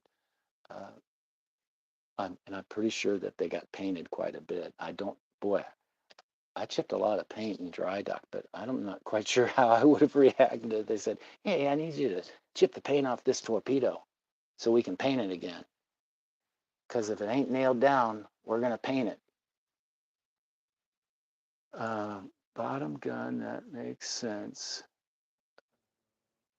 IEC Emerald Ghost Stacker, Blister and Barnacle's Adventures. Thank you for stopping in, you guys. This is run a little lengthy, but I'm apparently fruitlessly waiting for Liberty Bleeds Silver to show up because we kept missing each other on and off throughout the my early morning, and apparently might be at work. It is a weekday, I think, Thursday. So yeah, he's probably out chasing a dollar, and I don't blame him. He's a hard worker. Yep. So Blister and Barnacle's Adventures, what a cool name, is in England and even has a Union Jack flag emoji. That part of your flag is part of the state flag of Hawaii. I'm sure you're aware of that. It's kind of cool. Bob, you're my age. So you were 80 to 83 at Pearl Harbor? Dude, I was there. We were in dry dock by 79, I believe.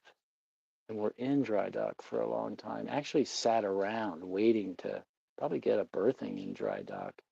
I don't remember, but all of a sudden I remember, oh, we weren't allowed to live on ship. They transferred us to a floating barge. I believe it was like a floating apartment. It was a barge, I think. Not far from, not, the barge was berthed kind of real close to Block Arena. Uh, Someone's live right now. Is Liberty Bleeds Silver live right now? That dog. Uh, he was on the Radcon barge. Um, Yeah, I did not like that.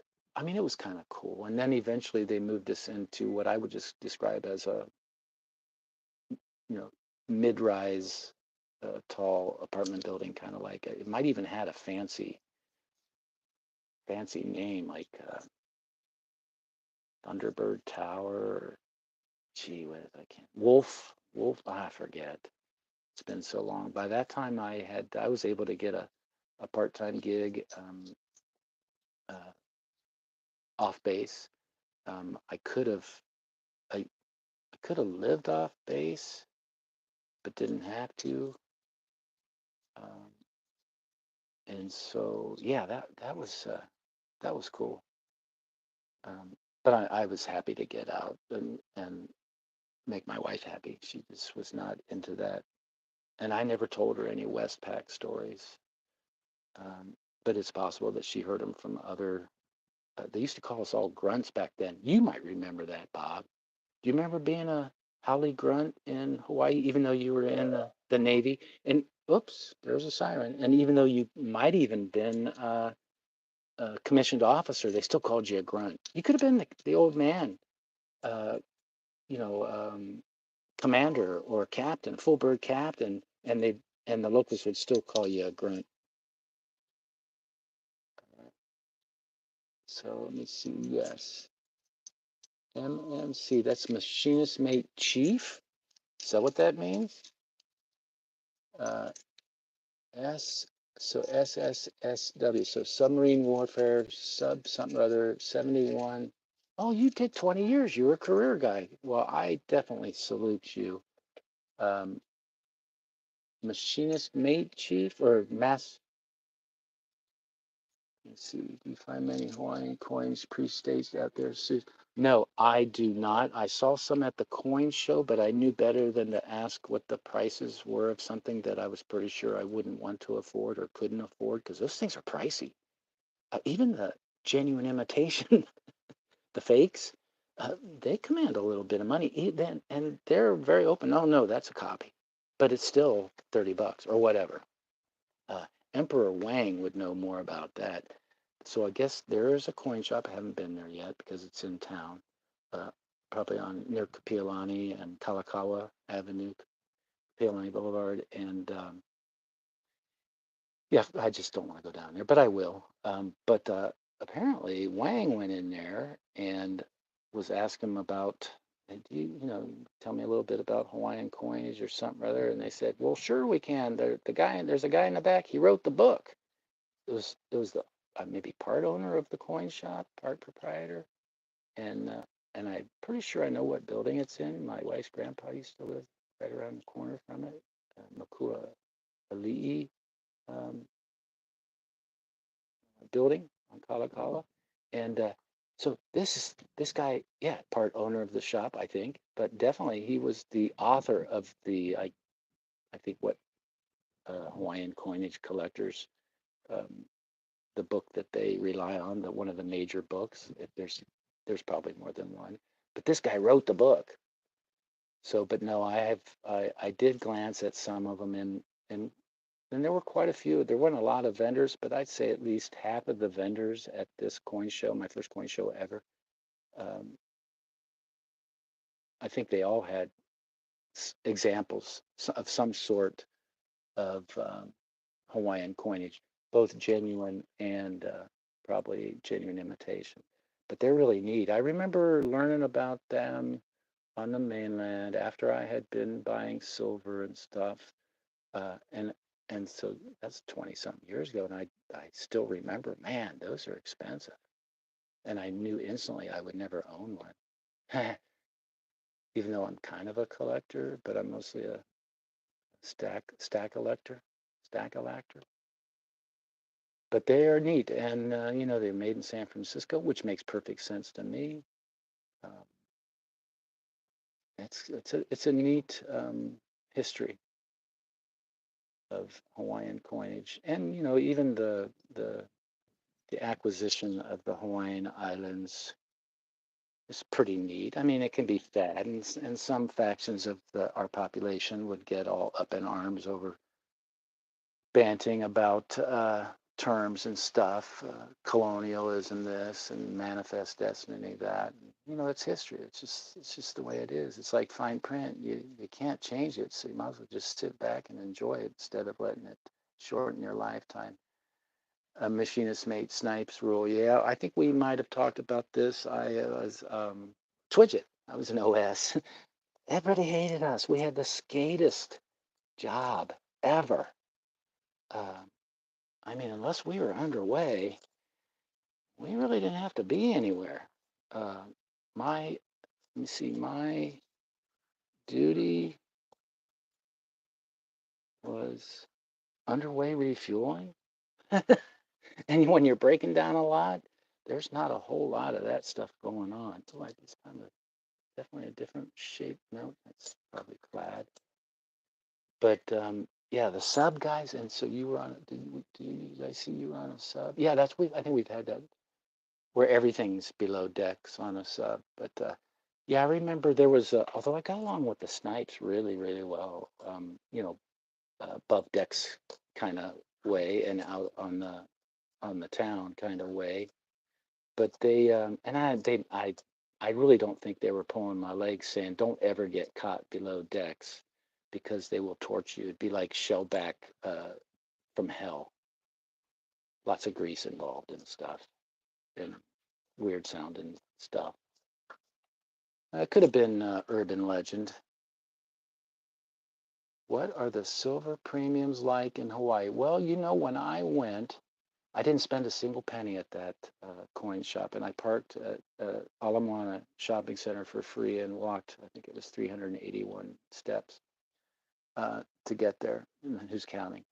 But I traded a kilogram kook coin, an Australian kook coin, with a dealer. Now he was not a local dealer. He come over from I think Oregon or Washington, or I think it was one of those two Northwest states, and traded ounce for ounce, spot for spot. The only adjustment we really did, and it wasn't that hard, was he didn't have enough silver, to equal 32 ounces of a kilo. And so we ended up working a deal with at the end, I added a tenth of an ounce gold / Canada commemorative type military remembrance coin. It's fairly recent, minted. I think it was 2024. It was in a sheet like a bunch of others, a perforated sheet like Canada, or at least they used to. Maybe they do too. I've got some maples in sheets, kind of plastic, perforated, not perforated, but looks like you could take scissors and cut them out of there without creating a hole in the plastic. But I wish I could offer you more information on that. I am going to go to a coin shop eventually. I know where it's at. I just don't like going to that part of town. I don't like really. I don't like going anywhere. But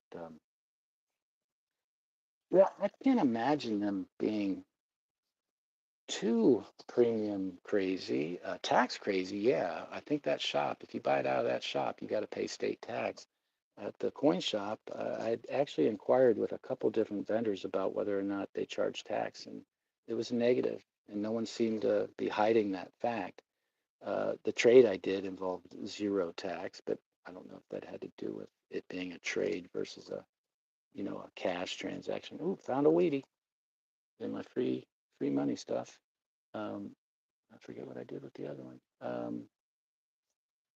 But there are some, I call them Craigslist sellers, but I've been, especially, I've been maybe once a week, I check them out. Um, and they're still on there. They're still have their ads.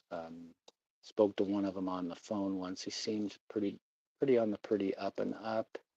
Uh, I didn't press meeting him because I really wasn't anxious to experiment with that part of buying silver or gold because via you folks, the stacking channel, I learned about, CostcoOnline.com,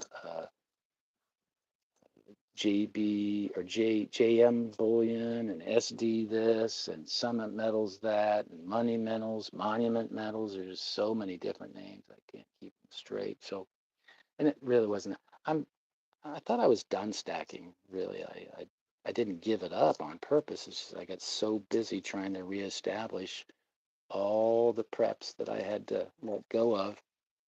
whether it was donating, giving to friends, selling at auction or yard sales, like water purification um, methods more than just Berkeys, from the Katadin, those I ship because if they fit in a priority mailbox, and I thought, if it was worth, well, back then, a large priority mailbox was about $10 or $11 to ship, and that was a good bit of stuff. I shipped uh,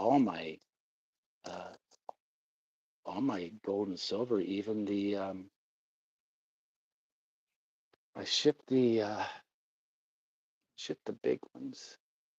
Did I think I used USPS because it says unlimited on their priority, but there actually is fine print that says 70 pounds is the limit. But I didn't feel comfortable putting super huge amounts into into boxes just because of the sheer weight. 70 pounds of dense weight is a lot different than, you know. But so um, yeah, so I just didn't buy. Didn't wasn't on my radar. I felt like I had enough. And then I actually made a couple flights here. I brought the first flight I came to scout it out, and I forget what I did with my dog at that point. Must have let somebody babysitting. I can't imagine doing that. I can't remember. It's only been 8 years. I'm just so brain dead. But so I'm not. So LBS was live from his car again. Done. That dog. Uh, so good afternoon, Vegas Stacker. Hey, buy one get one free. Vegas Stacker was one of the first.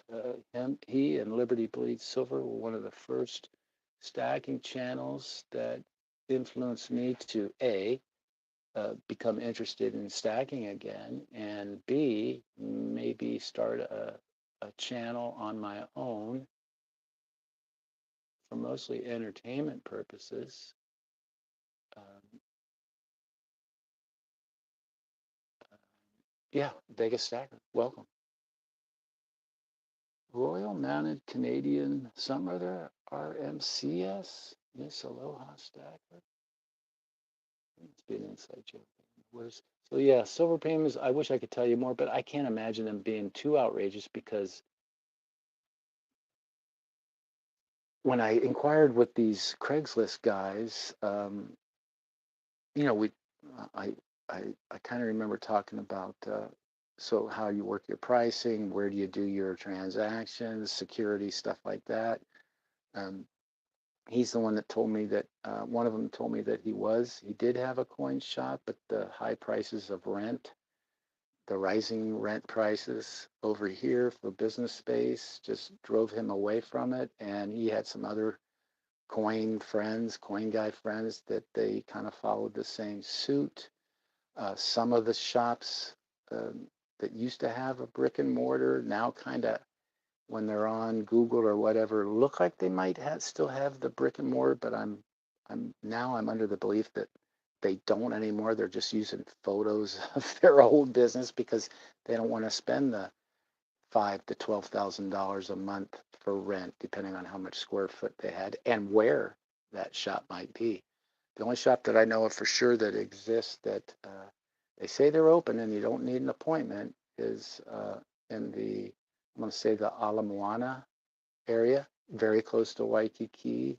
And even though it's an older building, I don't know when that thing was built, probably in the 50s, maybe it's newer than that, but it's got to be a high rent spot.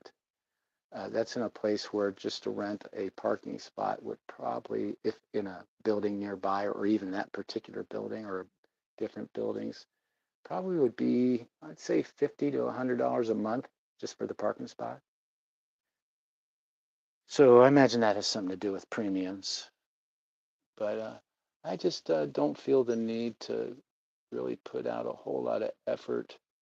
The coin show thingy, that was great. I would go to another coin show, but I'm not going to travel to the Big Island to do it because I think that's where the next one is, February maybe. Um, yes, you were a good influence, Vegas Stacker. Phoenix Coins, there's another good influence, super generous influence as well. Um, So, yeah, I wish I could be of more help on the premium thing, but I just from what I've learned, well, first of all, you guys taught me about premiums. I never paid attention to that stuff. I was always out the door, but silver was, when I bought, I don't, more than 90% of my silver was purchased between 1998 and 1999. I had a mindset. I read the wrong books, possibly the right books, depending on your frame of mind. And one of them was fictional, though, so that probably was a little goofy. But yeah, I just wanted lots of silver. I don't know. I don't remember specifically how I came up with how much I felt like I needed to own. Uh, and I wanted it yesterday. And so I accomplished that pretty quickly. And then, because I was poor, practicing comfortably poor, um, I decided, and it wasn't any influence from anybody else, but I decided to, keep stacking on a budget that was fourth or fifth or sixth on the list, behind food preparation, behind survival gear, behind hunting gear and paraphernalia, behind investments, what I would call risky investments, like the stock market, behind less risky investments like real estate, rental properties, things like that. Again, books get me in trouble. I read well, if it's a book or a pamphlet, Carlton Sheets, No Money Down. He used to be on the radio a lot, and somehow I think I found his book at an estate auction or something like that. Then there was another guy, I think he actually might have gone to jail or they threatened to put him in jail because he was kind of unscrupulous. Dave Delvato, I think that was his name, something along those lines, similar sounding. And did a little trial and error on that. I didn't really learn any hard lessons because of that, but I could have. But because I was very cautious, and then I had connections, and I used to do most of my advertising for my antique business and stuff like that, using word of mouth from customers I found by using 3x5 fluorescent colored index cards that I would put in laundromats in all the small towns, my small town and other small towns around me. And then it got to the point where I had so many referrals because of those small cards and the service that I would provide, that I didn't have to really worry about. I just relied on word of mouth and referrals eventually. It was a good gig. I mean, I didn't feel like I cheated myself a few times where I would go in and perfectly clean out and clear out somebody's shed or garage or pole barn or back bedroom, and got it just meticulously cleaned and organized, and then informed them my advice on what stuff should go where they should sell it. Some stuff, just put that in the trash dumpster, or sell this at a yard sale, or take this not only to an auction, but a specific auction house, depending on what it was, whether it was a piece of furniture, nice furniture, old 100-plus-year-old furniture, or more of a modern antique oak, like barrister bookcases and Larkin wood furniture, oak furniture, and stuff like that. They're collectibles. They're Hummels. They're old. You could tell this stuff was old. And you ask them a story, and so the provenance that they would lay, oh, that was my grandma's. And you're talking to a 70-year-old woman, and that was her grandma's. And you could look at it, and you can tell, especially Crocs, old salt crock. Oh my gosh, these folks, and pie safes and all that. And I offered to do it for free, and with the caveat of, if you let me purchase something that I might want out of there at a very fair wholesale price. Did I get the short end of the stick a couple times doing? Yes, at the beginning. But once your appointment book is easy to fill up, you can be a little pickier over the phone. So that was kind of cool. I don't know what got me talking about that. So I think I'm just gonna. Oh, is there anybody even here? There's still six people watching. I'm just killing time. Uh, just sent you a text. Silverfoil hat just sent somebody a text. Okay, that was the Phoenix. That was between the Hatter and Phoenix, Rising from the Ashes. When I see Phoenix's name and his logo, that was a series of, I'd call it SHTF fantasy-ish survival novel, and it was called Out of the Ashes. Very cool. Got a little weird after about the 15th or 16th volume, but another neat coin. But still, it just really polluted my brain. So here's an Estados Unidos Mexicanos, and it's worth 20 something, 20 of something, 20 centavos. Neat. None of these, I don't think any of these things are gold or silver. And I remember some Balboas, and I found one recently, some Balboas that were silver. I forget what the percentage, the content was of them, but they did really good on eBay when I sold off all my, what I called at that time, ugly silver.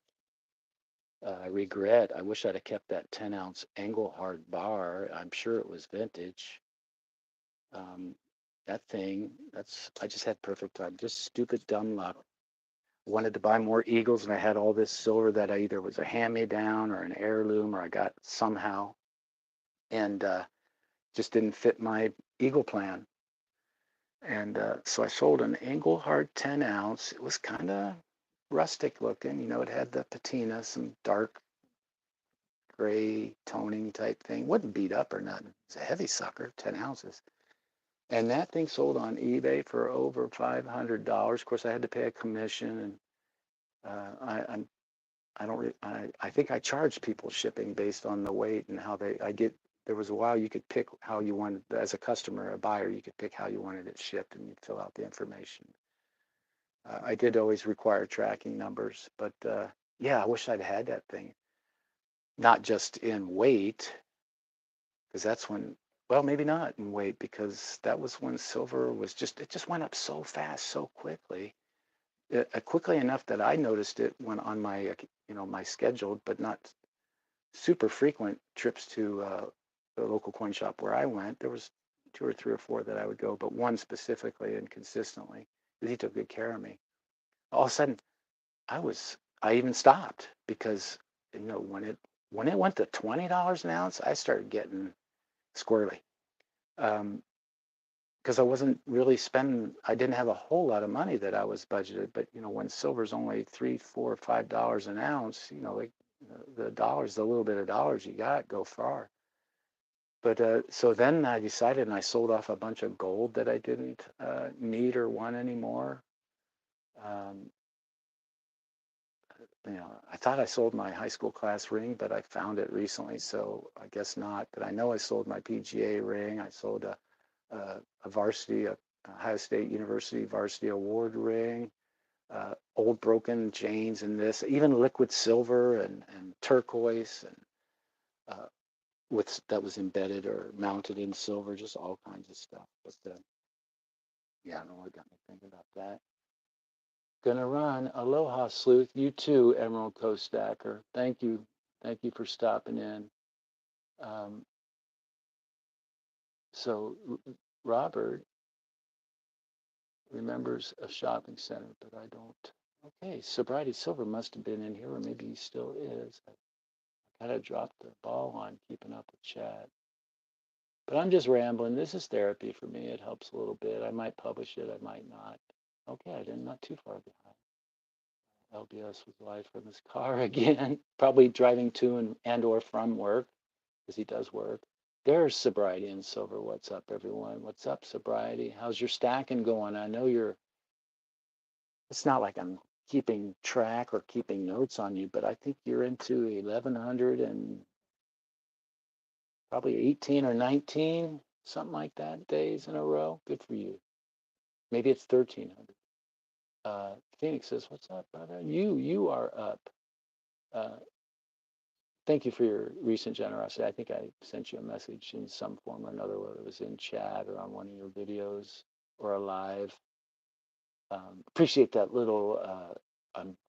It's gonna be kind of like a sample example mode. I'm gonna see if I can use that to help me figure out what my stickerless swag is going to be, because I don't want to have to try to figure out how to get stickers printed. And when I run out of poker chips, I'm done.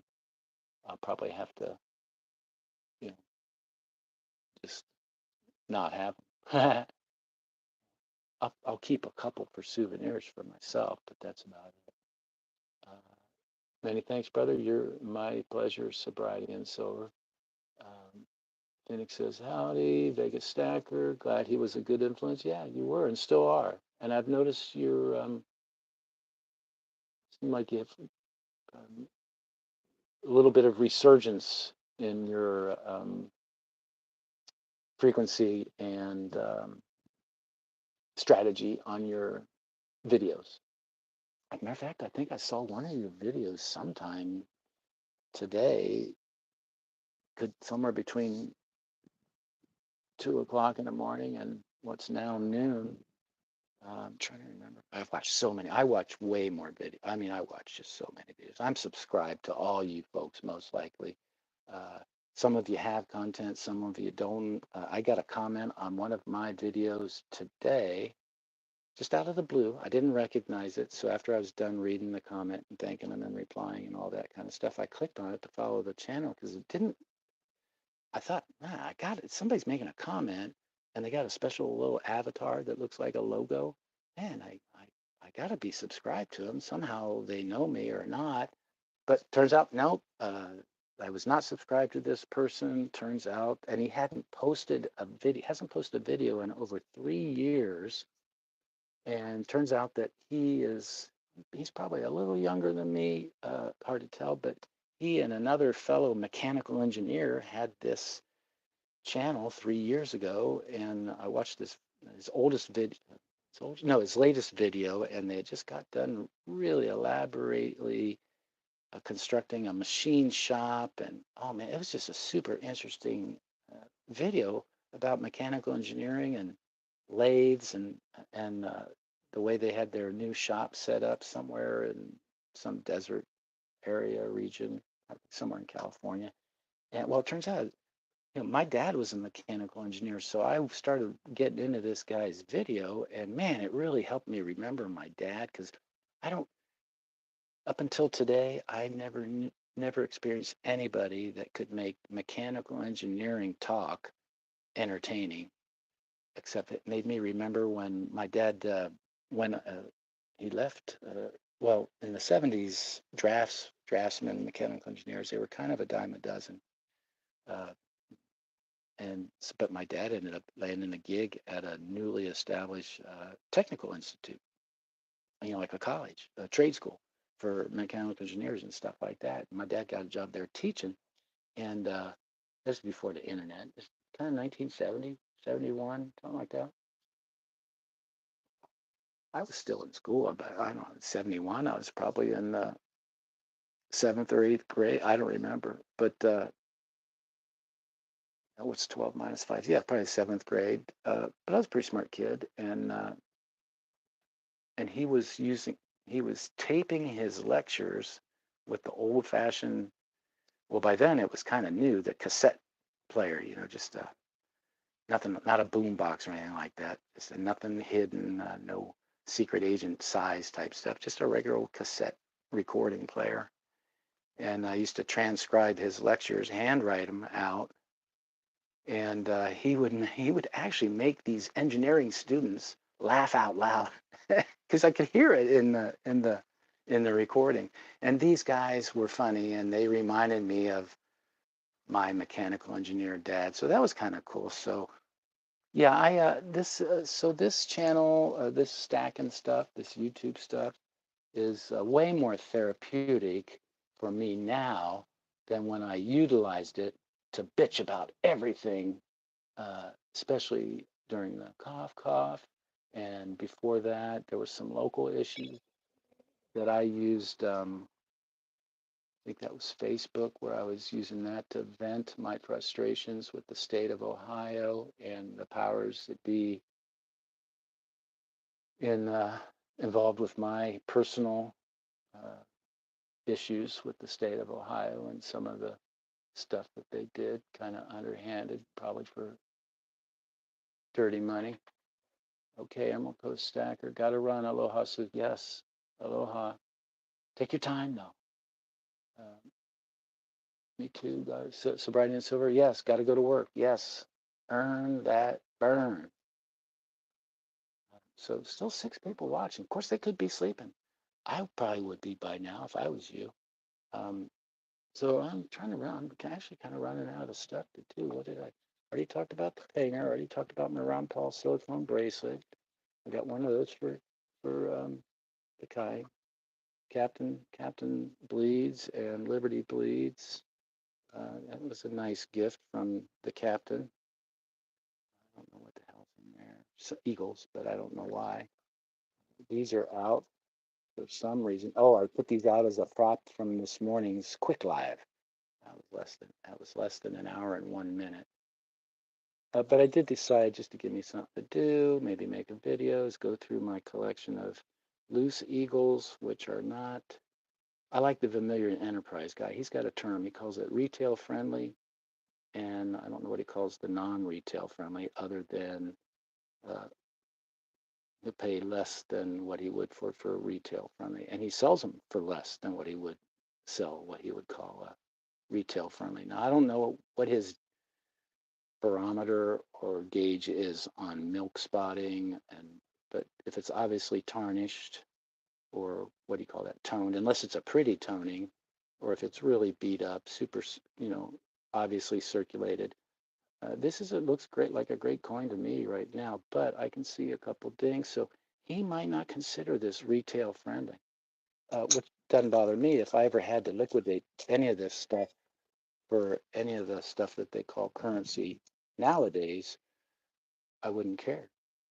That was not my strategy. My strategy was wait and to hopefully never have to trade this in for the Federal Reserve note, which I've not been a big fan of since I learned about you know, the Fed, creature from Jekyll Island. I did too much reading. Reading can be dangerous, at least for me, especially if it's fiction. Nonfiction, not too bad. Uh, so back to the stat. Bob's done with stacking, just a collector now. I kind of am. I kind of am too now, Robert. If I can call you Bob, um, I can call you Chief. That would be perfectly acceptable and polite, not antisocial or anything like that. So yeah, I'm with you, dude. I know better than call you sir though, because you put your pants one leg on at a time. Um, yeah, I'm not. I'm just collecting, but I'm collecting non-collectible stuff. So I guess I still am a stacker. I'm a weight guy. But since I've run into the stacking channel, I've bought some stuff that I never really dreamt of wanting to buy. I just had no aspirations to have a Britannia. Didn't know about them. But I got me a 2025 Britannia. I think it would be neat to have, I already had a maple, or more. I had harmonic and of course Eagles. But I didn't have a Britannia, but I do now. I do have, I just recently, it was actually one of my last 2024 purchases, was I got 20, I got the 21. I got the 21 both types. That was kind of cool. Didn't pay crazy over spot prices, but I'm sure it was over spot. I don't care. I look it out the door. Got free shipping. If you buy enough of them, some of these places you get free shipping. Free shipping. 21, 22, 23, and 24. So I think I have an example of each type too, but I'm missing some years. I'm missing like 20 back to probably, for loose ones, that's not a burnished or a proof, probably as far back as maybe even 2011 or 12 or something like that. No, I know I've got 11. Matter of fact, I think I have two 2011 proofs in the box with the fancy certificate thing. But I agree with you. But I agree with everybody, whatever their motive is. Now, I probably wouldn't be a fan of agreeing with somebody that says, "Oh, silver and gold's stupid." Yeah, I probably would take issue with that, but I'm not sure I would want to argue with them or convince them. I've had similar discussions like that with like my brother, my older brother, but who knows whether he was being disagreeable just because I was his baby brother or not. You never know.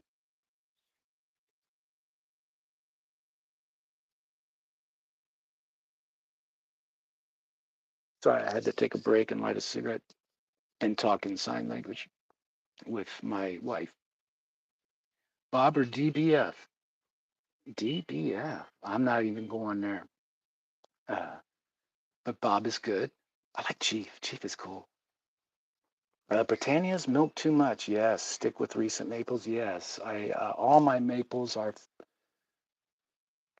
I don't know the newest maple I have. Maybe I don't know if I had any 2010s or nines, but I know I got some 2003s, and they can be pretty milky, especially the ones in the tubes. Now I've got some that I haven't brought out of the tubes, but I anticipate they're milky because the ones that were in tubes, all kind of sealed and stuff, sometimes only with masking tape or strapping tape, they're milky. Some at varying degrees of milkiness. I'm going to melt those suckers. And same thing with Philharmonics. I find, I'll call it like milking, milk symptoms on my eagles, but really I wouldn't call it spotting, excuse me. It's kind of more like a little bit of a haze, but it doesn't bother me. I don't care. Out of sight, out of mind. Most all those are, I'm not going to see them again until 2029 when I turn 70. Mineral oil prevents milk spotting. Now, I had not heard of that. I had heard that milk spotting was caused by not cleaning off the cleaning agent that the mints would use between pressing the coins or something like that. And I'm not sure that other than not doing anything to them, I think milk spotting, does it progress? I don't know. I'll find out someday. But I got a recent, I'm going to say, I don't know, I've got a 2-ounce double maple leaf that supposedly has that techno guard that Canada come up with in 2018 or 19. But I don't really plan on buying any milk spotting prone coins except for eagles. And but yeah, I've heard about the Britannia's milking, but mine is a 2025. I thought that was cool to buy a 2025 anything, any kind of coin in 2024, and I didn't have to wait extra long. I mean, it came. I forget who I got that through. Maybe JM or SD or one of those. Um, but that's a pretty coin, those Britannias. I have I think it's a Libertad. It says Unsa. It's old.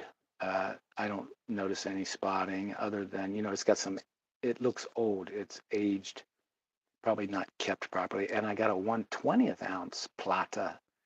Looks like it's got the Libertard, gal on the front. Pretty cool, but I don't have a modern Libertad. Those things are kind of pricey. And I understand it's because they don't make as many of them. That's pretty neat. Haven't seen much videos from him, but stateside stash, he's big on the Libertads, very big. But he got a family and career and priorities, so he hasn't been producing a whole lot. But occasionally he'll show up. Yeah, stack for weight anyway. It is cheaper if it has five. And for a while there, it didn't catch on. But milk spots are kind of like an authenticator for certain coins. Oh, yep, that's a real maple because look at them spots. Yeah, I don't get too bent out of shape. When I was envisioning on trading my silver for anything or gold, I didn't. I never dreamt or pictured a Federal Reserve note in that transaction until when I hit 70, on my 70th birthday, I'm going to, re-examine my life if I'm alive. And if I'm not, that's my wife's decision. I've been educating her about here's the phone number. Don't lose this phone number. Don't just put it in your phone. Write it down. Put it next to the uncles and the aunties' phone numbers in the kitchen cabinet that no thief is going to concern themselves with. Hi, Lisa, with an E. Thanks for showing up. And, just don't sell it for less than this. And here's a way you can find out what's the minimum you should sell it for. And if that's all you can get, go for it. Take it and get out of Dodge. Unless you want to learn a little bit more and maybe hang on to it because maybe I die before the dollar does. So I'm slowly but surely spoon feeding her that kind of information. But I'm confident my whole goal for the past at least 20 years, pretty much 45 years in marriage, but I'm a lot more serious about making sure that, she doesn't, she's not going to live like a queen, but not going to have to eat cat food in her retirement without me. So that's all I really care about. And I'm there. I believe I'm there. Now I've got some things I want to get off of her plate. I've got a couple pieces of, I got a rental property and another beautiful pastoral waterfront 1/4 acre. I'm gonna sell that to my cousin, but just to keep it in the family name because she never got married. And so I want to get that stuff off of her plate. But annuities and things like that, as long as you got the paperwork and make copies and have a decent trust attorney that's not too old, or if he is, his son is in the business with him or daughter, and all that stuff is pretty easy to take care of. I recently went through a death in her family, my father-in-law, and they had all their ducks in a row, and it was pretty easy. Very easy, actually. I mean, besides the bereavement part, that's never easy. Uh, Even if it's alleviating the suffering of your lost loved one, it's never, in my opinion, it's never, at least from what I've experienced,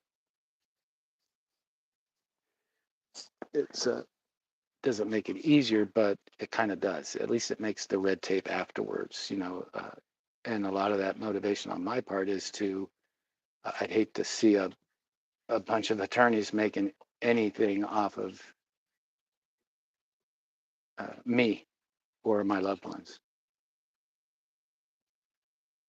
So my purchase of 2025, I want it to be a 1/4 ounce of gold. Well, I can, as far as premiums go, someone asked about premiums earlier, silver foil hat, SAFS, SFH. I'll say that 5 times in a real fast.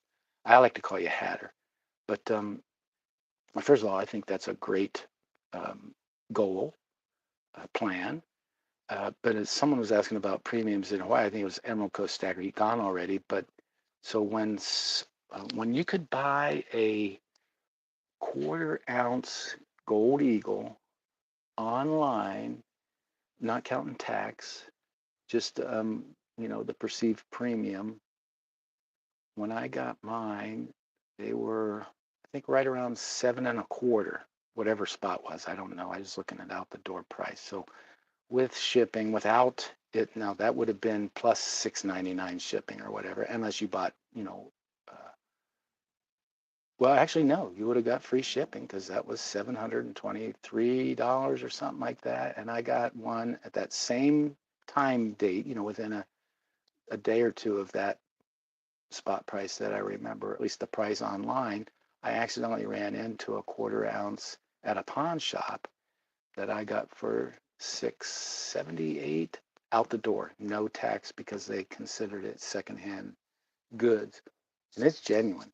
Um, so actually, I got it less than what the online market price was at dealers, counting free shipping and whatnot. No, but would have had to pay tax online, whereas in this instance, I did not have to pay tax. So that might have been I'd already purchased this 25-gram PAMP pack, perforated pack off Costco.com, but it hadn't arrived yet.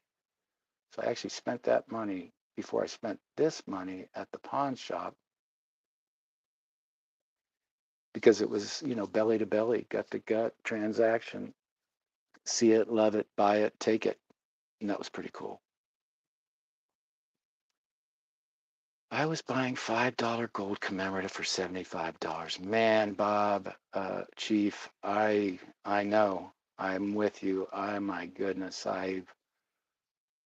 Although I can't say that I didn't back up the truck when I had the chance. I probably could have sold a lot of stuff, but I pretty much spent all my disposable cash flow that I had saved up and stacked, keeping back, an emergency fiat stack for what I was expecting every day I woke up, a SHTF situation, plus having a savings of 6 months worth of expenses and bills and whatnot. But I pretty much spent everything. And I actually was trading stuff away for silver and gold. And so when in 1998, I traded what was about $400 worth of retail value in golf clubs, golf bag, and a few accessories for a Liberty Double Eagle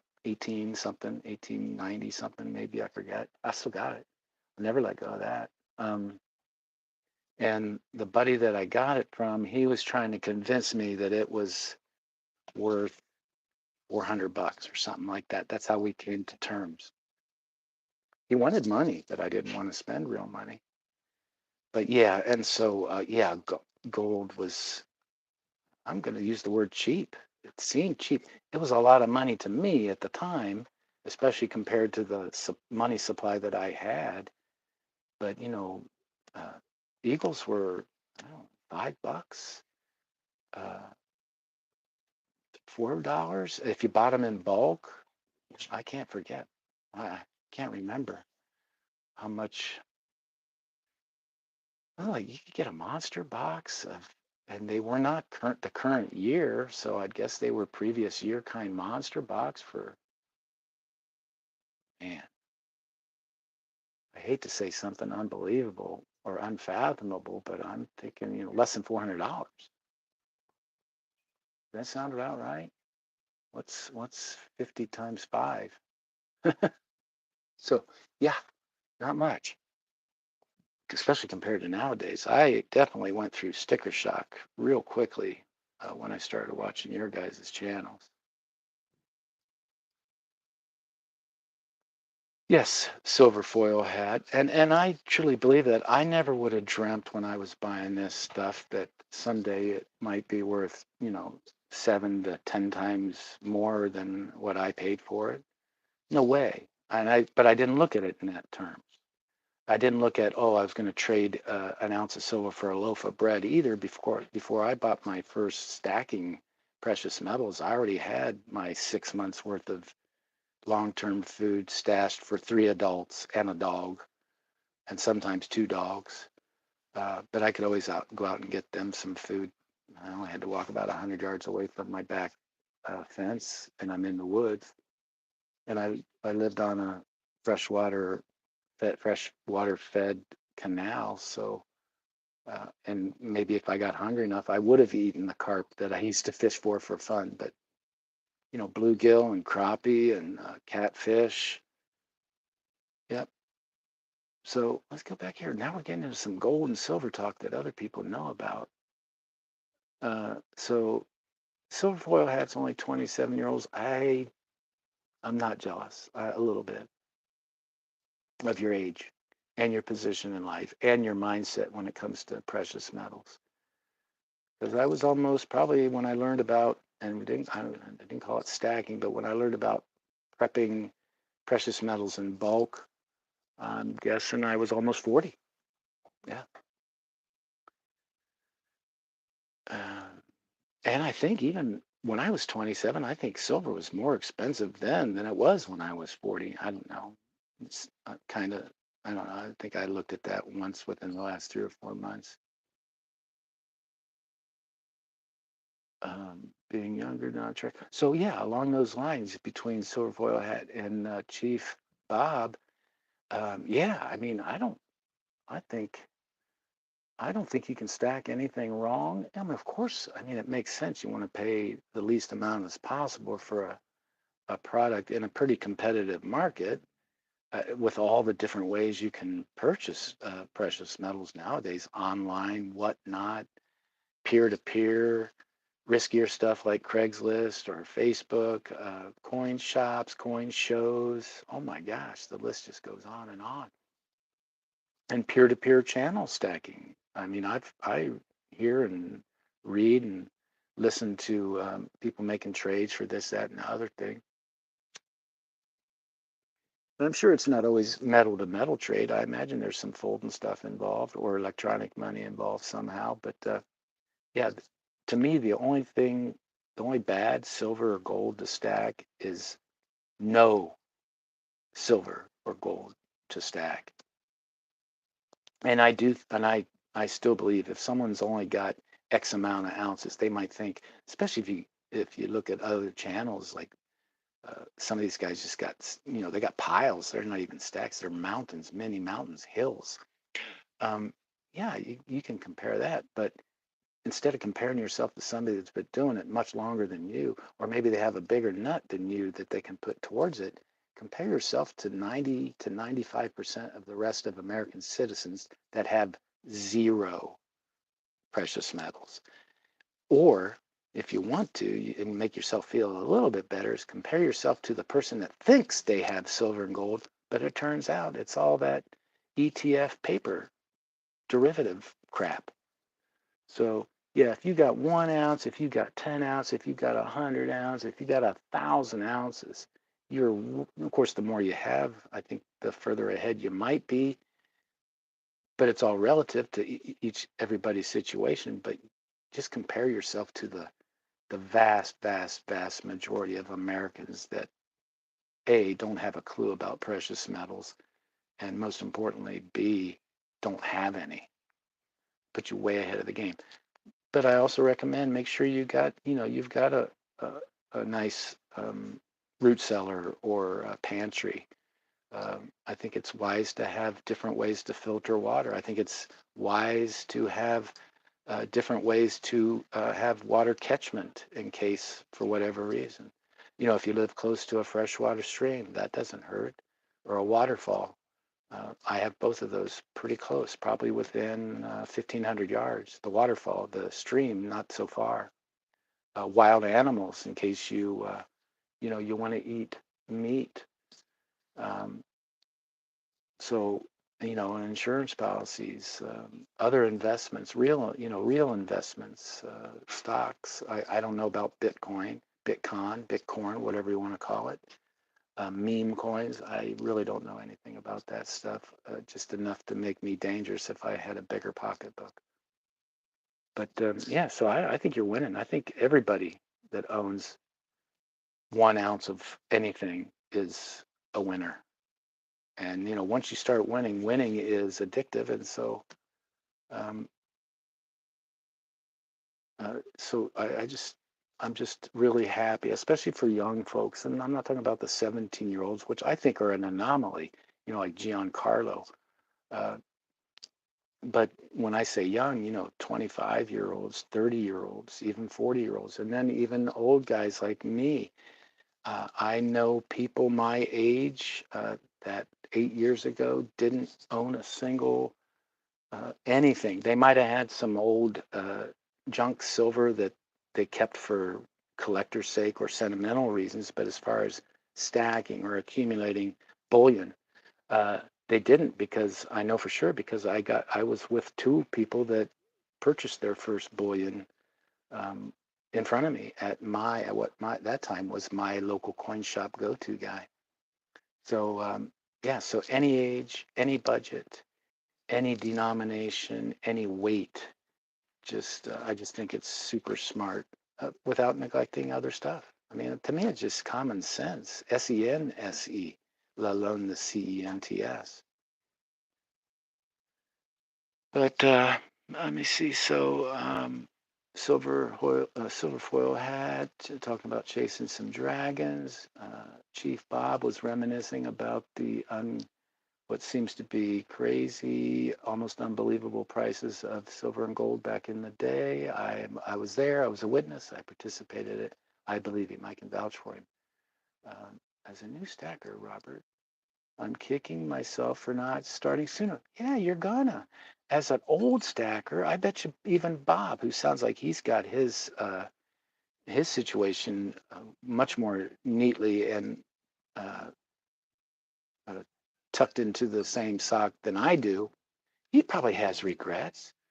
I mean, regrets are, I would think that's kind of like human nature, but certainly wouldn't dwell on it. Again, if I were you, if you were my son, I say, hey, don't concentrate on what coulda, woulda, shoulda been. Just look where you're at now compared to the rest of the nation, and just move forward and just improve upon yesterday, even if it's just the slightest bit, even if it's not actually buying it, but you're doing the homework to buy it in the future. Better late than pregnant, I always say. Oh, that's interesting. I wish I'd have gone through that uh, late and pregnant part, but I was never blessed with uh, human children. I have dogs, but I think God's plan for me was to raise 80-year-olds because I've been a caregiver now for 4 adults. And down to, out of those four, got one left. JTG777, great handle. I like that. My slab star privy MS70 barely showed up today from SD Bullion. Well, that's neat. I have one of those plain. I don't have a slab uh, Silver Eagle um, privy. I'm thinking that's a Silver American Eagle. I got one from one of those SDJM places. I bought enough to get free shipping, and I like it. It's not super exciting. I think I'd be more excited if it was in an MS70 slab, only because I've learned now that, wow, that there can be some extra value placed on that. Um, I think that's great. It's still a great looking coin. It's a Silver Eagle. 56 million, 560 million silver American Eagles have been minted over the past almost 40 years.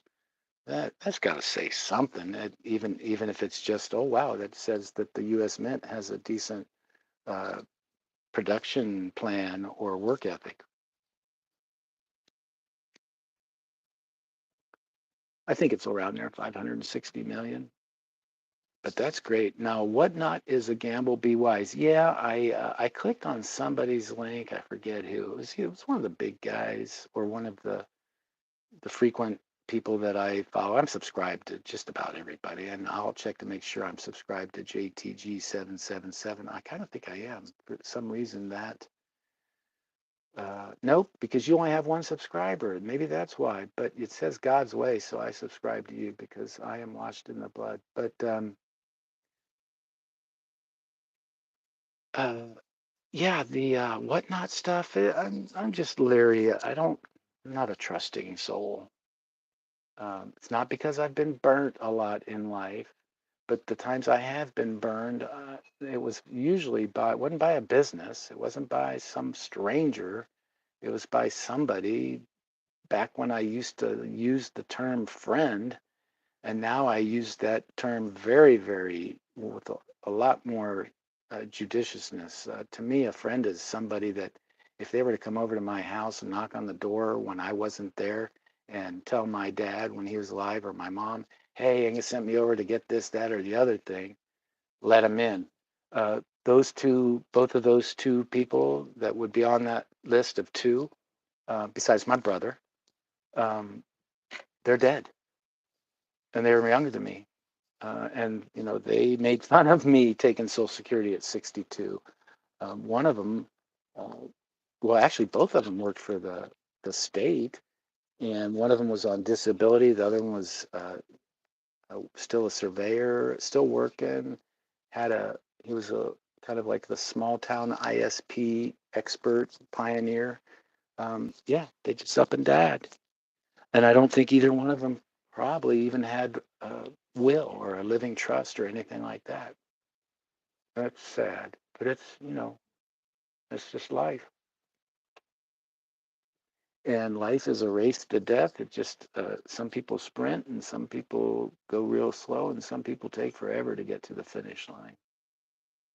With my luck, I'll live to be 114, and hopefully I hate being idle and bored. I'd much rather, instead of doing this, um, what do you call it, stacking channel, making videos and lives and all that stuff.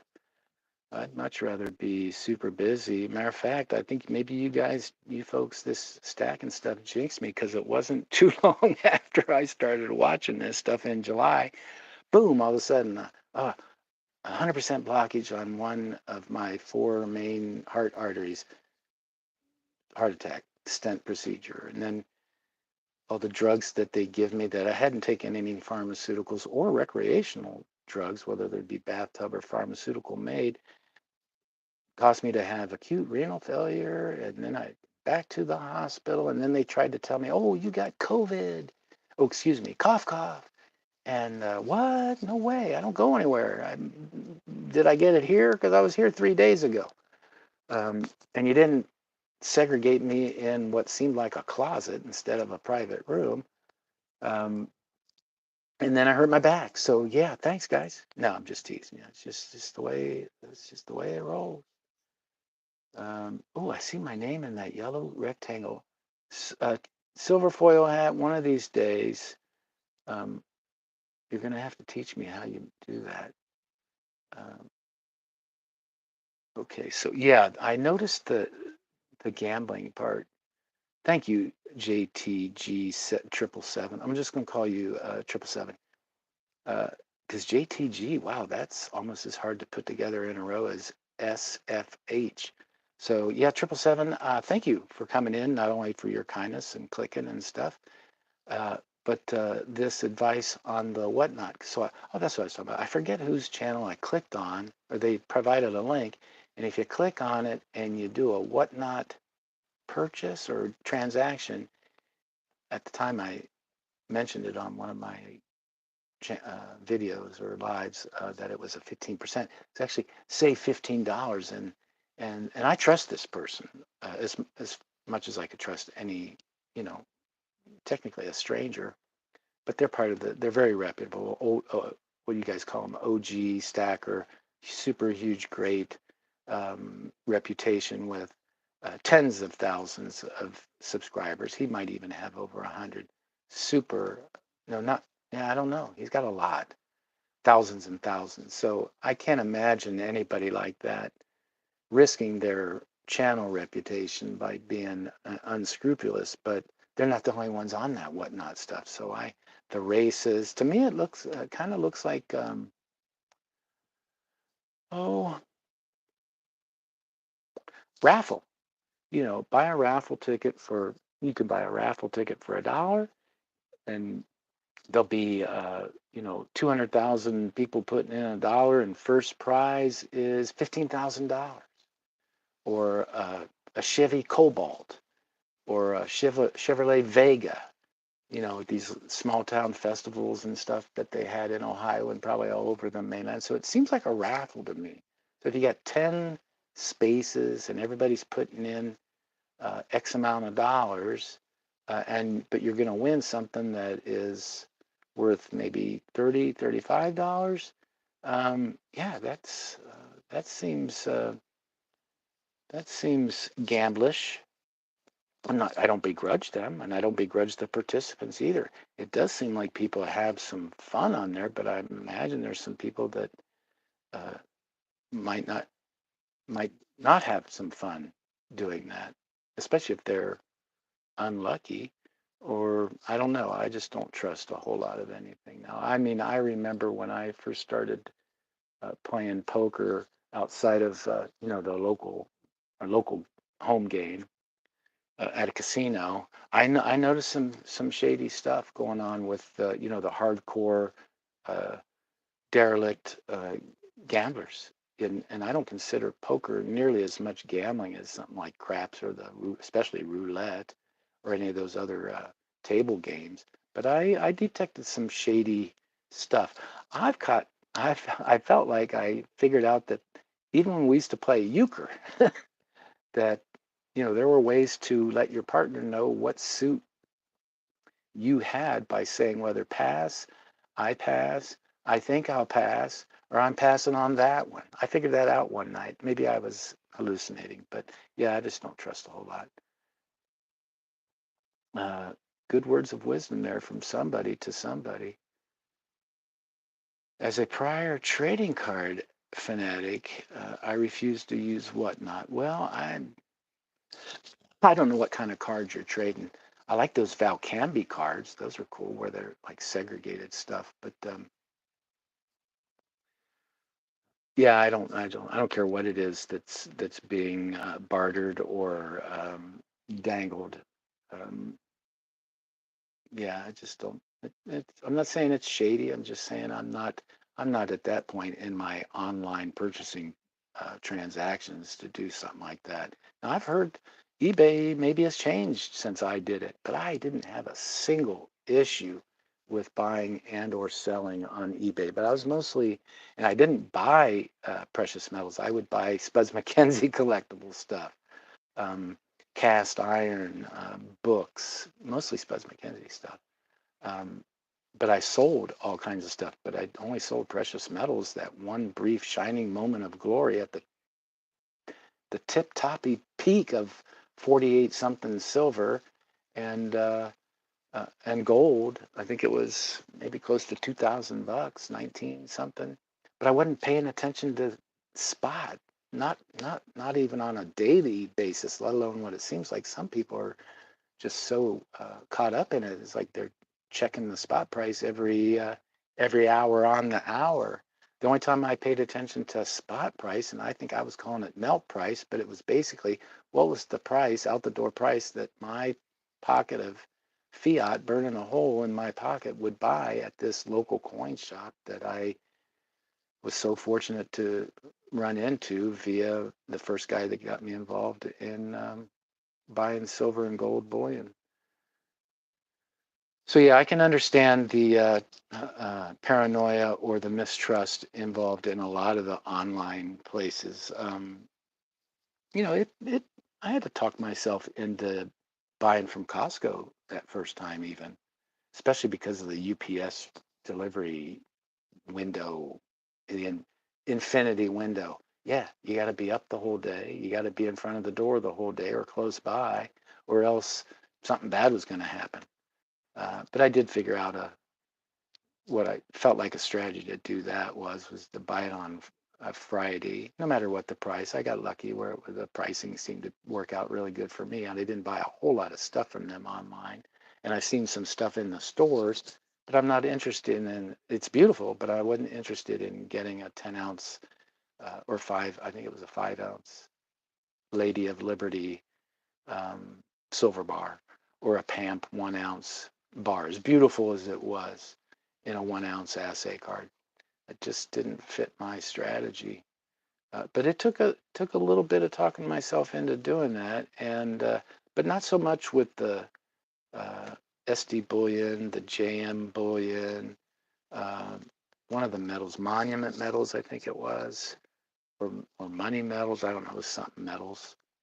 Um, Now I had already been prejudiced against AppMex, and I don't ever recall running into an AppMex website. I think I've seen their ads or their advertisements, in between, videos and stuff.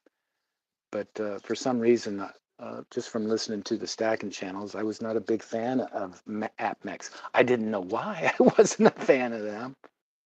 Uh, and I think also because I followed spot price so little, if at all, back when I was buying the bulk of my silver and gold. For some reason, I would confuse APMEX with the COMEX. So yeah, I don't have nothing to do with them. And then I learned really quickly that quit buying from the U.S. Mint. Quit buying those fancy. Yeah, you get them before a lot of other people on those burnished things. And although I got lucky with the one burnished that has the wrong, it's like a 2008 that was supposed to have a different reverse, but ended up somebody messed up at the mint and put the previous year's reverse on it. So, maybe there's some numismatic rarity value in that. If I were interested in selling that, I am interested in possibly maybe converting my proofs and their bulky, fancy, beautiful boxes, especially the velvety ones. The older ones have velvet and the purple boxes, and then they became blue. But I realized really quickly, well, dang, you can go wait a month or two, or a year, or go back previous years and buy this stuff way cheaper than what the mint wants to sell you. Uh, so yeah, I quit the subscription. I tried to buy the. I have to admit though, I did resurrect my U.S. Mint account. I think I had to redo it completely. I don't even remember what uh, email address I used back then um, to get the gold flowing hair. But either it's because I think a few people were blocked out or locked out or didn't click in time or they sold out too fast. But I lost. I didn't have a chance to, fill out a shopping cart. And I loaded I made sure there was enough room on my fancy executive Costco Citibank cash rewards card to cover it. And I didn't know what I was going to do with it. I also knew there was a chance I wasn't going to get it. And hey, one time I was right because I did not. But I don't begrudge folks from doing all that stuff, or the horse races, or the dog races, so but I don't tune into those channels either. If there's something I don't understand, I'm not going to tune in and ask a bunch of stupid questions while people are trying to make decisions about whether they're going to spend their money. I don't care how much money, maybe a buck, I might not, but 30, 35, $40 or more to get in on an auction of some silver or gold from some guy or person that has a stacking channel, and I just don't feel the need to do that. It's interesting. I was curious at first, but it didn't take much scouting to figure out, no, that's just probably not for me. And now, if I didn't have my foundational stack, would my attitude be different? Possibly. I don't know. I don't ever remember not being paranoid. So yeah, 777 whatnot does seem like a gamble. Um, Trading card fanatics. I know a guy that was not so much trading cards, but he was a Mickey Mantle graded card buying fanatic, and ended up doing something stupid with the wrong girlfriend uh, living with him, and ended up, I think, having to sell all that stuff in order to pay some legal bills. That's a shame. Uh, so the Hatter says, fees good to always meet. And oh, no, that's a different one. Missed that one. They're talking about the Boy Scouts. That's kind of cool. Okay, Silverfoil Hat says he's ready to start his homesteading. Plan on filming it too. That would be neat. I wish I'd have known about that. Um, known about the idea of maybe filming stuff other than protest videos and memes and snarky remarks and replies in Facebook or Twitter. And then when I got uninvited from most of those platforms, I kind of got lost. But I'd call it like a semi mini homesteader, as much as you can get away with raised gardens and about a third of an acre of available space. Potato towers, those things, man, those are great. Do you know if you're still here, you know what a potato tower is? Man, that is awesome fun. And then asparagus, the gift that keeps on giving, and blackberry patches just keep coming back. Set it and forget it and prune it from time to time. Oh man, and then oh my goodness, and then I was an organic farmer.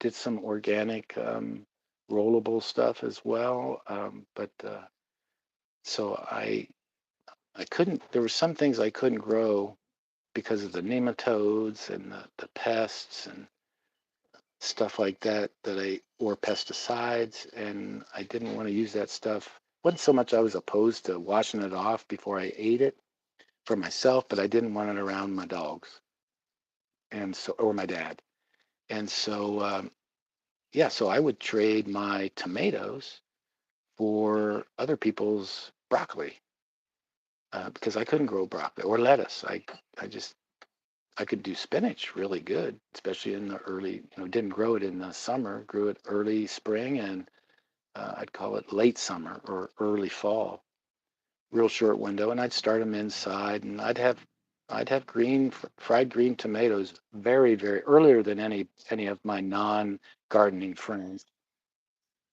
Uh-oh. And that was fun. Well, that's my alarm to wrap this up, even though it's only been 2+ hours. So I'm going to finish the chat here and then uh, say farewell until the next time. So silver foil hat and 777 talking about gambling on the platform of probably whatnot. Chase a wheel last night, $1,000, but only won 4 ounces. Yeah, I can believe that. And then Chief Bob, his first merit badge in 1965 was coin collecting, and I've never stopped. I got a merit badge for coin collecting, but I used my older brother. Uh, I used his, I think, Whitman, the blue albums where you stick the penny or the dime or the nickel into the corresponding date and mint mark. That was pretty cool. So I make a joke that I should have gotten a merit badge for cheating, but I don't think I made it past first class. That particular brother, my older brother, who actually was killed in action in '66 in Vietnam, he was an Eagle Scout and then went beyond to Explorers. I don't even know if that still exists. I got a stamp collecting badge, kind of the same thing. I, kind of robbed Peter to pay Paul with my brother's stuff, and but there was other stuff that first aid and things like that. I had a few, and you remember you had the sash, and I don't know if you got a merit badge for sewing them on, but you should have. But I've been sewing for a long time. Eagle Scout class of 1969. Well, it sounds like Chief Bob might have been born before me because I was born in '59, and I don't think 10-year-old Eagle Scouts existed. But he could have been an overachiever. And Silver Foil Hat was, wow, 45, 46 years later, he was an Eagle Scout class. That was nice. That's nice. I think, what was the one right below Eagle? Life? I think one of my brother's friends was right under Eagle, didn't do the Eagle Scout. But being the first, I think there's an advantage being the firstborn. You get a lot more opportunities because your parents get burnt out on all those extracurricular activities sometimes. At least mine did. And then divorce and all that stuff. Yeah, that complicates things. Fees good to always meet. And there you go. Yeah. Eagle Scouts, I think, in my opinion, if I'm looking at two resumes, two applications for a job that I need to hire somebody for, and they're both perfectly equal in every aspect except one, and one person has Eagle Scout on their resume or application, and the other one doesn't, and they both want the job, I'm taking the Eagle Scout all day long. Let me see. Uh, honest, brave, cheerful, thrifty, brave, Korean, and reverent. I don't know. There's a lot of them. A lot of qualities involved in Boy Scouts. Plus, to me, it's kind of like if I'm picking between somebody that's been through 4 years of college, I don't care what their GPA was, versus somebody that didn't attend college and they're equal in every other aspect of their application and or resume. I'm going to take the college grads because they've proven that they know how to show up on schedule to get something accomplished. But I think Boy Scouts is pretty, Eagle Scout is, I would be very, very proud of that. And if I knew somebody in person, I mean, I'm proud of you guys, but if I knew somebody in person other than my brother, I would be proud of it. I was too young to realize I should have been proud of his accomplishment. And I imagine his Eagle Scout stuff probably come in 63 or 4, because he graduated high school in 65, I believe. He was born in 47. So that's pretty neat. Oh my goodness. Chief Bob beat cancer in 2018, but lost a kidney. Oh my goodness. Well, God bless you. Is it true that you can live with only one kidney? I believe so. Well, you probably are living proof. Okay, Silverfoil Hat in the Orange Triangle says, "Have a beautiful day. He's leaving. Thanks for being here so long. I just really greatly appreciate the attention that you folks have paid to me. There's Happy Tiger. She's a drummer. She could use some prayers and some encouragement, mental encouragement, good vibes sent across the mainland USA. For me, it's crossing the Pacific as well. She's got some health challenges that she's going to be going through here soon and has been going through. So, you know, maybe mention her in your thoughts and or prayers. I'm a praying type. I don't pray for myself, though. I don't need to. I'm saved. But I pray for other people's blessings to, you know, may God's will be what they want. You just type the @ symbol and then type the name you want to alert. Oh, that's cool. Let's see if I can try that. @ symbol. Let me see. @ And do you put the space between the name just like it looks like in their chat? I'm going to try that first. Tiger. Enter. Nope, it didn't do anything. Auto space. Ha. Survey says. Oh no, it put my name in the kind. Oh well. I tell you, I don't mind. I don't mind that. That's kind of neat. Or maybe that comes up anyway. Hi, Tiger. Happy. Let me try this one. Hi. Nope, my name comes up in the yellow rectangle. Oh, you do not have to apologize to me for any single solitary thing that even I could imagine. And I have a very vivid imagination, Happy Tiger. You are the bestest. So okay, so you're, let me see, 52. So, oh, you're the middle brother's age. My middle brother was born in 53. So at 52, and you got your Eagle Scout in 65. So 13. Yeah, I guess that makes sense. That makes sense. Wow, you were an overachiever, an early achiever. Good job. And obviously, you're 20 years in the United States Navy. Um, you don't seem like you have a lifer's attitude. I don't know if you understand what I mean when I say there was lifers and there was career guys. The career guys could talk to you civilly and didn't, you know, ride you and find ways to make your day or week miserable. The lifers seemed to. Of course, they were frustrated back then. Nobody to kill, nobody to shoot at. Or maybe maybe a lot of the career guys were frustrated being on board the oldest Sherman class destroyer left over from whatever war there was that broke down constantly and probably kinked their life. Anyhow, so here we are. I forget what was going on, why I thought I should sign off. Something was happening. We had raffles on the submarine about what time we would moor the ship. Well, you know, boredom is. Oh, this is good. I missed some chat. Yeah, boredom is tough, especially boredom on ship, and I cannot imagine boredom on board a submerged ship. Yeah, that'd probably be different. But I was an OS, so it really wasn't that boring. We had access to the C deck, underway or not. It was, yeah, it was skate duty. Well, Chief Bob, he would understand skate. I ask modern day service people when I meet them out in public, and I do when I was not hurt. I said, do they still use the term skate? And some of them look at me with a very puzzled look. Um, well, that's neat. Let me see. So Jesus' best friend helped to kill him. Oh, yeah, I can I see the analogy between that. Yeah, but that was preordained. That was prophesized. I don't think um, I don't I don't think Judas had a choice.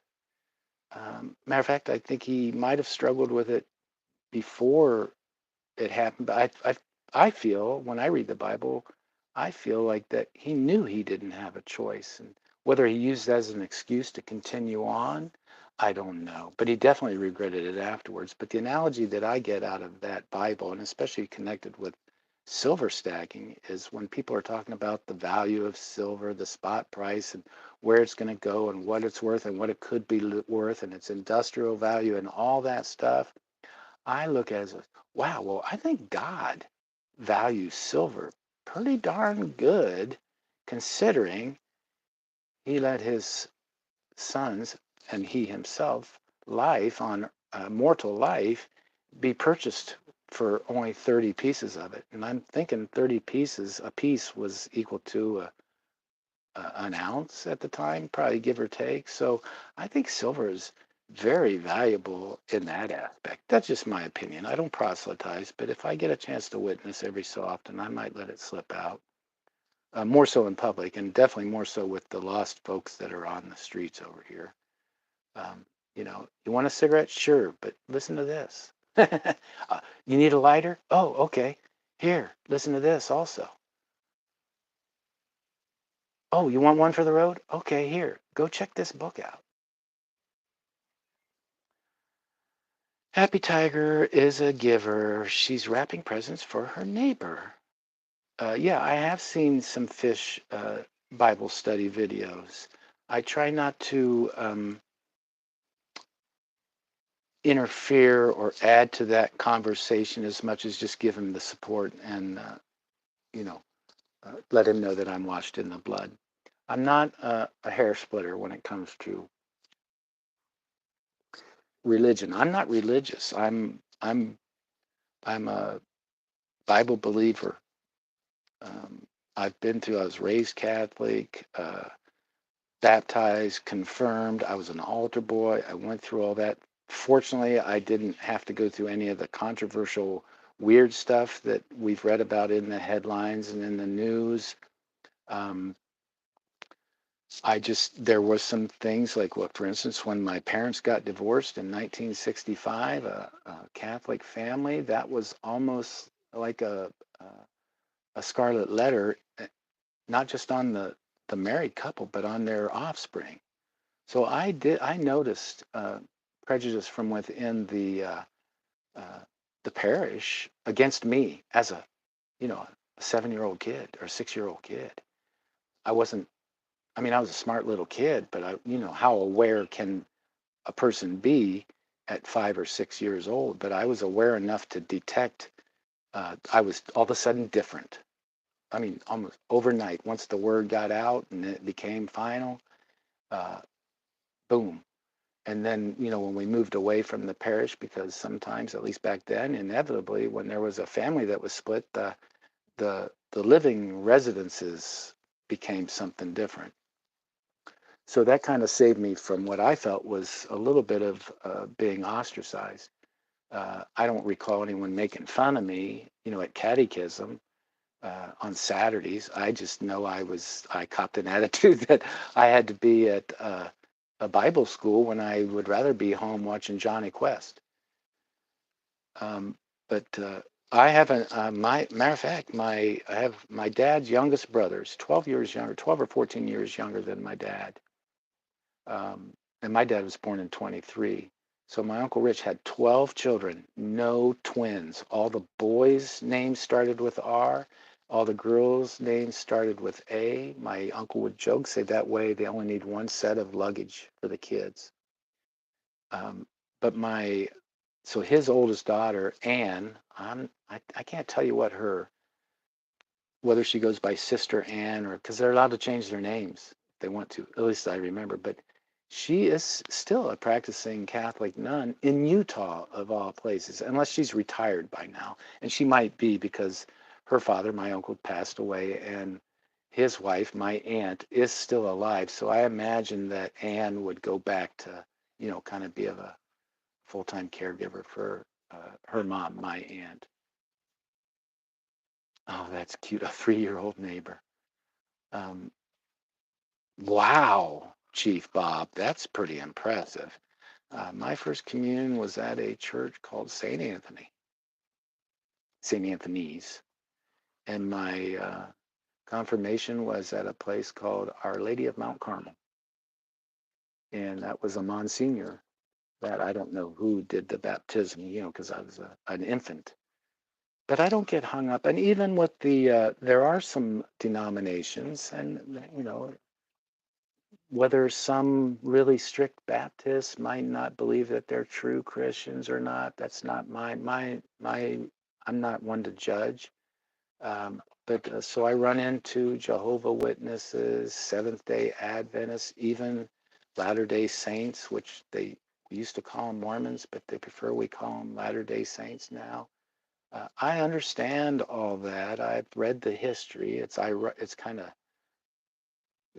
not ironic, but interesting that a lot of the men that started those, I'm going to air quote, religions were from this pretty much the same area in Western Pennsylvania, not too far from where I grew up in Ohio. Jehovah Witness, I forget his Hayes, something or other, Charles, and then of course John Smith, and they all had the common coincidence of being chased out of the areas that they grew up in. This people would leave their home at 16 and 17, go start a religion or go find themselves, but they were all run out of towns. I mean, probably literally running because I think they all had a chance to be tarred and feathered if they weren't fast enough. But I don't let that bother me. I try to reduce everything down to the same common denominator that saved my eternal soul, and that's the blood of Jesus Christ.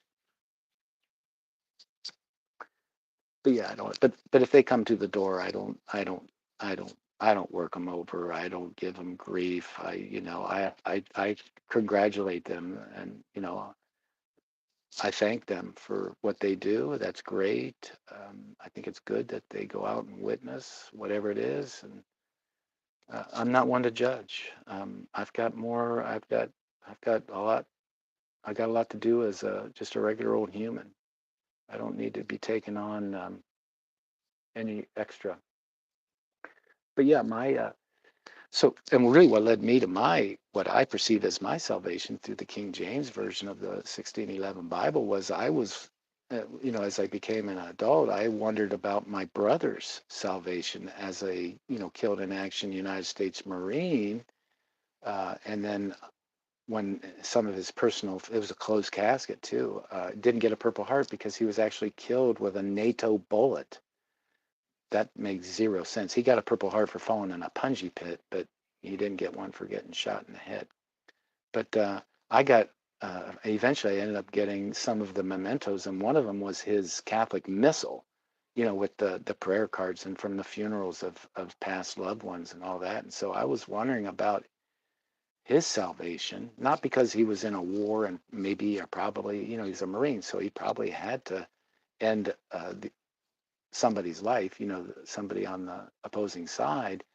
Not so much that, but just from my reading of the Bible, and that helped me find what I would call my path to salvation. That for me, it makes it real simple just to take it from the Bible, because I kind of learned to not, and that not from any Catholic priest or Monsignor or Catholic nun I learned from all these scandals from these, television preachers and real life preachers. Uh, Rod Parsley. I heard stories about this guy who I met as a kid when I was in the car business in Columbus, and then lose track of him. When I met him, I said, "Man, that kid's a walking Bible. God bless him." And then, years later, he's the head of some super mega church that's being broadcast, all over the world, for only $4.99 a month, subscriptions and whatnot. And I heard stories that just really didn't shake my faith in God, but definitely corroded my opinion of certain people that call themselves preachers or pastors or what have you. But interesting. Well, I'll get off my soapbox, off of my pew. But I do love the majestic stained glass and some of the traditions of the Catholic Church. So it doesn't look like there's any more chat going on. Got 6 people watching, or they're sleeping. I wouldn't blame them. But Chief Bob, you're still here. I want to thank you so much and letting me go off on a few tangents here and there. Um, I know I'm not supposed to salute an enlisted guy, but I, you know, uh, virtually salute you and for your accomplishment of doing your 20 years, whether you are consider yourself a career guy or a lifer. I don't care anymore. Back then, yeah, it was a big deal. I thought I was done with getting punished for having double folds in my skivvies when I left basic training in Orlando, but apparently not. There are some hardliners, or were. Um, Let me see. So happy tiger, happy wrapping, be safe, especially if you're using scissors. Uh, I think your brother's good. I do too. Well, he wasn't drafted. He was a Marine from birth, but always wore a high and tight. But that was the style back then, sorta. Princeton is what I think they called that haircut, Princeton. He had a modified Princeton that was somewhere between a Princeton and a shaved head, which kind of, a high and tight lands right in there. But oh, happy tiger, good for you. I would have gone to Catholic school had my parents' marriage probably lasted long enough because both my brothers went to Catholic school. Um, I went to catechism. Um, Catholic school, elementary and high school. Well, I have 12, minimal of 12 cousins that all went to, well, wait a minute, no, the girls went to public school, the boys all went to a private Catholic school. That's right, my Uncle Rich's kids, the 6 boys and the 6 sisters. But I understand all that. You had a 33 lottery number. Well, Bob, uh, Chief Robert, I I actually remember when lottery was not a happy a happy word, a happy thing to follow. Not through my oldest brother because he enlisted, and actually the draft. I don't know when did they start drafting you guys? 68 or maybe even later than that. No, I forget. But I don't think they were drafting anybody in early 65. But I do remember from the middle child, my surviving brother, of my parents, not so much in him, but my parents following that stuff on I guess on the television, one of those 3 channels that we were allowed to have back then in the late 60s. And I do remember talk of if my brother, who was born in 53, if his number come up, what were we going to do as a family, or what were they going to do as a family? Um, so yeah, I can understand that. Um, that very awkward time. I didn't understand it. I was just too young to really grasp all that stuff at that age. And then, but as time went on, and I was exposed to um, more history as opposed to propaganda, I formed opinions. Um, and so I'm pretty much anti-war. I'm definitely anti um, useless war. I believe in self-defense, and I believe you kind of alluded to it. I believe there's a difference between thou shalt not kill and thou shalt not murder. Um, and I don't look at the Crusades or anything like that as an example or as a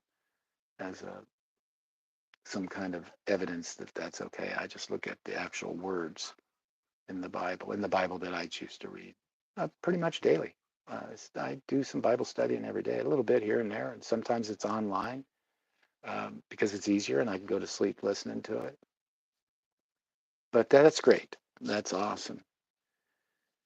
Uh, Happy, where are you? Oh, Happy's from the born in the Philippines, but came to the United States at an early age and is a naturalized American citizen. And I'm thinking that her parents were born and raised in the Philippines, or at least one of them. She's just a super talented, kind human, not an early age, but early enough. But she is definitely a United States citizen. And just a super terrific quality. A great drummer.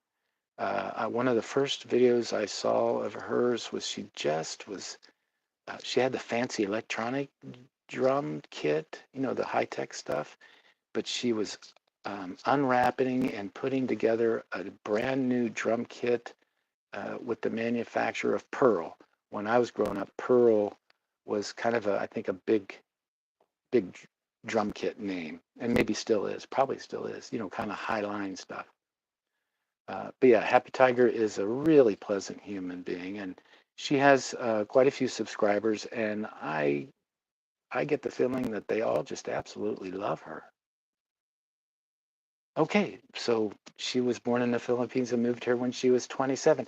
I cannot believe that you're 27 years old. I did not think you were that uh, chronologically advanced.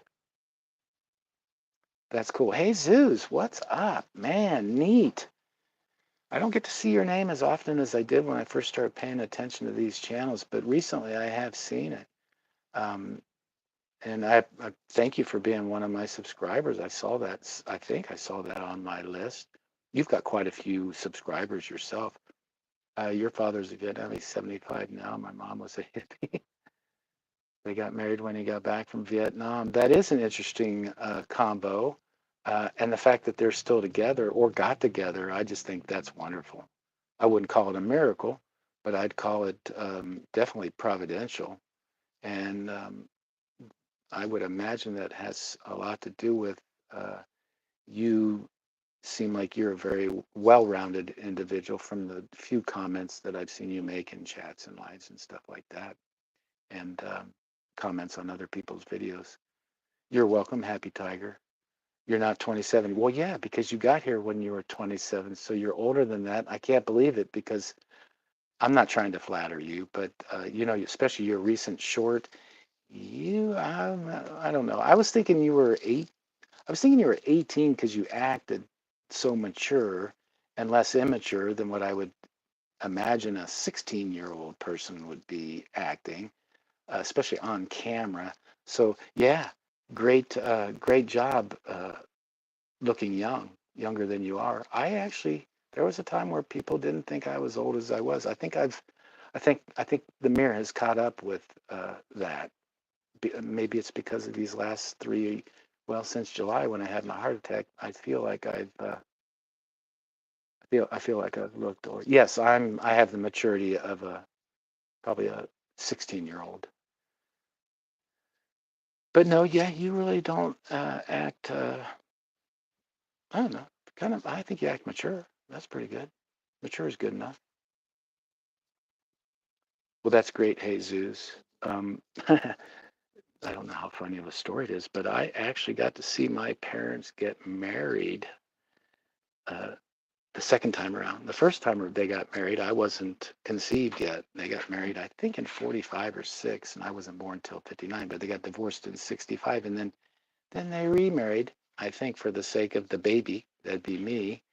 And that didn't last very long. And by then, it, instead of divorce, it was called a dissolution. I think.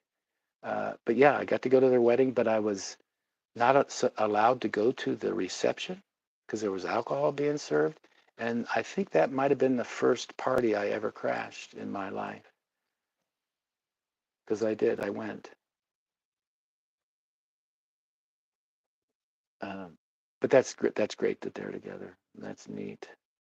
Um, yeah, but I don't have any regrets for anything that my folks did or didn't do, whether it was concerning me or my two brothers or their parents who had a rough time with all that, uh, all those events that happened back then. Which, when past events are happening in that time, they're current events, and just like any current event, it's hard to react to situations when they're thrust upon you. But that's pretty cool. I uh, I really appreciate you folks. I feel a lot better. I've been up since 2:00, so I've been up almost 12 hours. And I think I've been online uh, 2 or 3.5 of those, maybe longer. Um, but that's cool. I really appreciate you showing up. I'm going to sign off. It looks like there's still 6 people watching. I'm going to guess and say it's Chief Bob. Yeah, I've always had a young son. I get that on the phone when I was in sales and I had to make sales calls, and then they'd meet me live and in person. Sometimes they'd have a little shocked look to themselves, to their face. But yeah, I don't act my age and I don't sound my age, but I'm starting to look my age, especially my skull. Although I still have hair, it's just I got my dad. Thank you, Chief Bob. Later. Thanks for stopping by. Appreciate it. I read in the chat. I don't know if it was directed for me. You might have sent something in the mail to me. I'm looking for it. I will reciprocate. I just really glad to meet you. Thank you, Zeus. Jesus, glad you stopped in, and thank you for chatting and sharing, especially some slightly personal information. That's good. I will safeguard your anonymity uh, fiercely. So goodbye to Jesus. Goodbye to Chief Robert Wojciechowski. I'm going to say it like that. I'm going to take one more chance with that. Did I do a face reveal already? I've done a couple of accidental ones, I think. Um, but I'm not. I've got a face for radio, Tiger. But I have, but it's been a number of years, so I might have to. 2 chips and a sticker. Thank you so much. 2 chips. Wow. I only have one. It's got 2 sides to it, but I've got instead of stickers, I've got um, what I'm calling silver swag, channel swag. So I will, and it will be very amateurish, but it will be 3 nines or 4 nines or 3.5 nines. Maybe I'll end up combining some harmonics with the Maple Leafs and have some very, uh, musical uh, tree leaves. But I'm going to hook you up, Chief. And now that I know a little bit more about you and your submarine career, and yes, I figured that. And it's not just your Polish name that I have trouble with. I don't think I'm the only one in that club. It's a tricky, it's a tricky language that was converted to English print. It's pretty tough, because it's all those extra consonants. It can throw you off. And sometimes K's are Z's, and sometimes they're silent, uh, and maybe the J is probably maybe the whole JC is silent. So, but I like calling you Chief Bob or Robert. I think I'm proud of you. I'm sure you're proud of it. I would imagine everybody is proud of what you accomplished in the Navy, and I hope that they can appreciate how I don't care what Bobski, I don't, you know, a lot of people don't understand what 4 years in the military is like, let alone 20. I can a little bit more than the person who'd never been in the service because, I got to experience enough of it. I did my mess cranking yeah, you guys might have called it mess cranking, mess duty. I did my mess cranking in the wardroom. Oh, Wojciechowicz, I think. I remember that guy. It wasn't it wasn't the guy that ended up being in one of the Godfathers, but he was a main character in Barney Miller though. Wojciechowicz, I can picture him.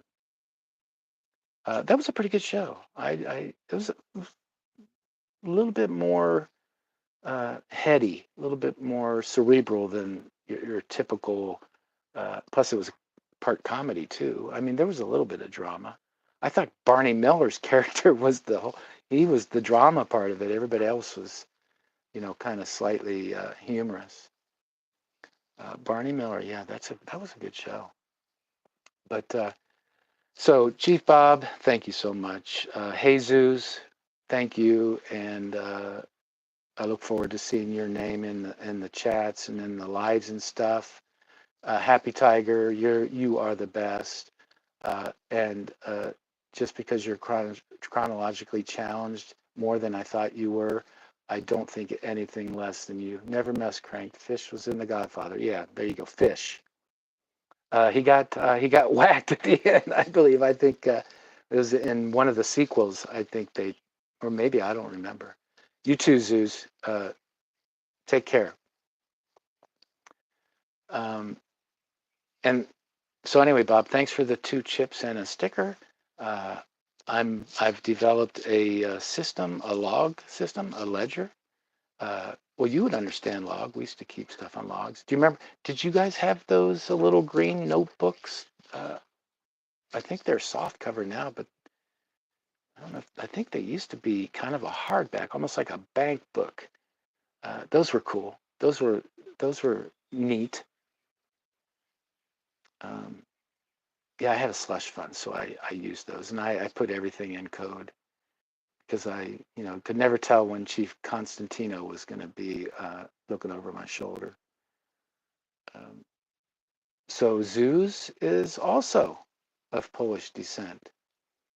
That's neat. When I think of Polish and military, I always think of the deer hunter. And I've had a fixation on trying to watch every Vietnam themed movie ever and books, whether it's fiction or factional, fiction based on fact or documentary or whatever. I've just had a really unnatural attraction towards that information. So Deer Hunter is tough for me. Um, and actually coming home with Jane Fonda, who most people do not like because of her actions and views, and I'm one of those. But the callus that I wear in regards to what I think of her was softened a little bit when I finally watched Coming Home with John Voight, because I think you know I don't know, even though there was you know a Jodie involved, I don't know, I think she she could have come off a little bit more evil than I expected. So maybe I don't know that, but I still dislike her greatly. Paper Brain, Chicks Zoo. Um, so anyway, yeah, no face reveals for me just yet. I have another channel that's kind of in the birthing pains, geared towards 62-year-olds and my experience and any non-financial or retirement advice I can pass on to my fellow senior citizens, especially those that are not don't have a company pension or a 20-year retirement from the military or the police force or post office or things like that. Um, and, kind of grew up somewhat poor.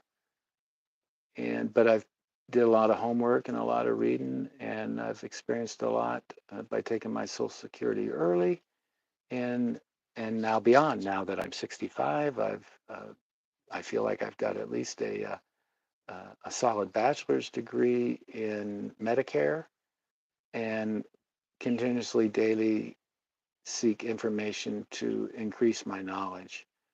So, but I haven't done any face reveals on that stuff yet. I might, just maybe to add some credibility. But I've never had a problem with people in person when it came to sales, no matter how bad I thought I've grown to look.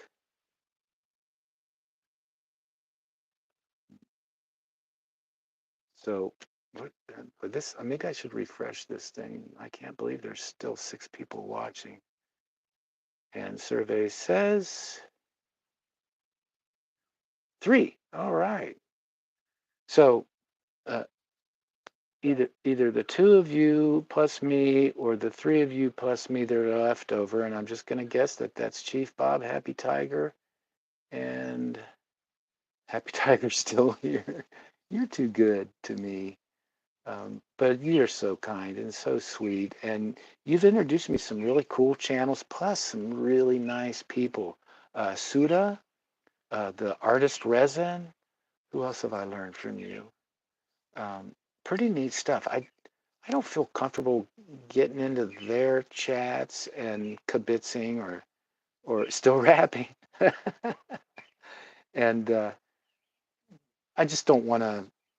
I don't want to ruin somebody's routine or trip or the camaraderie that they've got going with the other dozens or hundreds of people that are or thousands of people that follow their channel or something like that. So I kind of lurked for a little while. I think I lurked with you and just did likes and maybe quick one word comments like nice and awesome and keep up the great work and stuff like that. But it takes me a while to warm up to add a little bit more to the conversations. Not because I'm shy, but because I am respectful, but I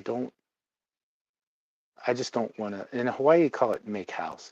Like it's somebody comes over, it's a relative you haven't seen for 28 months in a row, and they show up, and the next thing you know, they're digging in the refrigerator and putting their feet up on the table that you're not allowed to put up on, and making themselves at home. In Hawaii, they call it make house.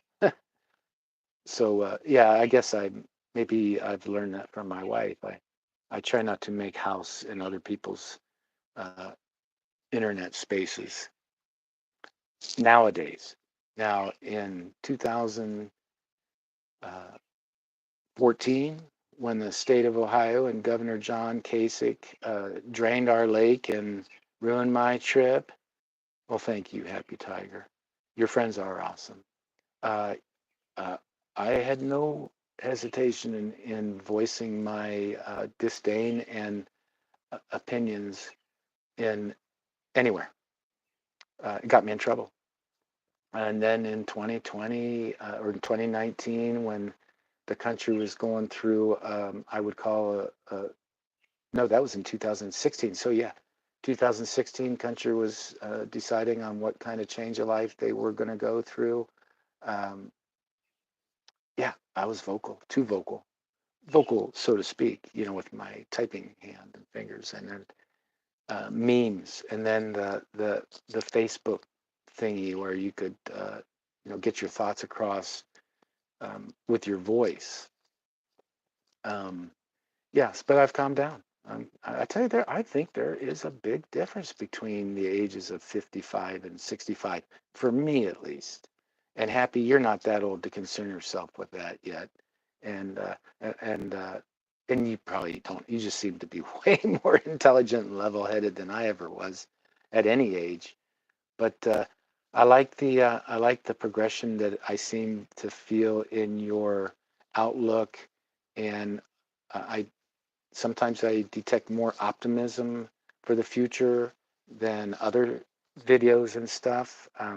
You don't play enough music for me to get the vibe from your music, but I like the drumming part. I pretty much your offerings, your video and shorts offerings are very eclectic. They they can I for me they influence my mood, and so when I say I smile out loud, I really do.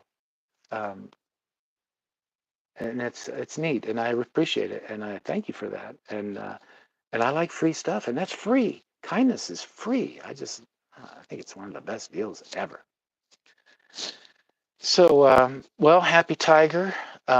Give your fingers and your especially the your thumb and the fingers that you use to use scissors. Man, I think that gets exhausting because I used to even with the shipping tape, the roll, even the industrial kind where you can push it, put some pressure on it, and the jagged part cuts it. That gets tiring on the fingers and hands. But thank you so much.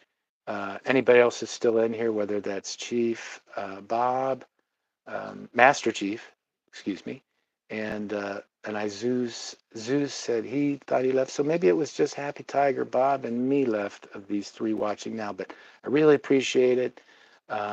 This was an experiment. I was trying to get Liberty Bleeds Silver to come on and maybe give me a few lessons on how teach me how he sent me an email link that made it possible for me to get my little screen on next to his during a double live or whatever. He interviewed me. It was fun. Lasted 2 hours, which I didn't care about, but it was fun. Paging LBS, yeah. No, he's very busy. He's um, I don't I think he's got adult children, but he's still very much involved with his child. At least he's got at least one. You were at the store for his live stream. Well, just be patient. He's a consistent live streamer, um, and sometimes he streams when he's driving, which I tried to do this morning, and I didn't have any problem. I mean, I wasn't paying attention to the screen much. I was mostly watching the road. Matter of fact, almost always, except when I had to come to a legal stop. But I get a little vertigo feelings when I watch people uh, do motiony stuff like driving or riding a bicycle. There's a Blistering Barnacles Adventures. He's in England. A lot of his films are him actually riding a bike, and it's not jiggly or anything like he's pedaling because I think it's an electric powered bike. But I get a little vertigo ish. I never knew I had vertigo until I don't know when I got it. And mine's not the kind that makes me nauseous or anything like that. A little dizzy sometimes, but mostly I get what I describe as kaleidoscope uh, eyes, where it feels like I'm looking through two kaleidoscopes at the same time, one for my left eye and one for my right. And those pretty colors, prismy, pretty colors are flashing around in a circle, and it's bothersome. It's bothersome.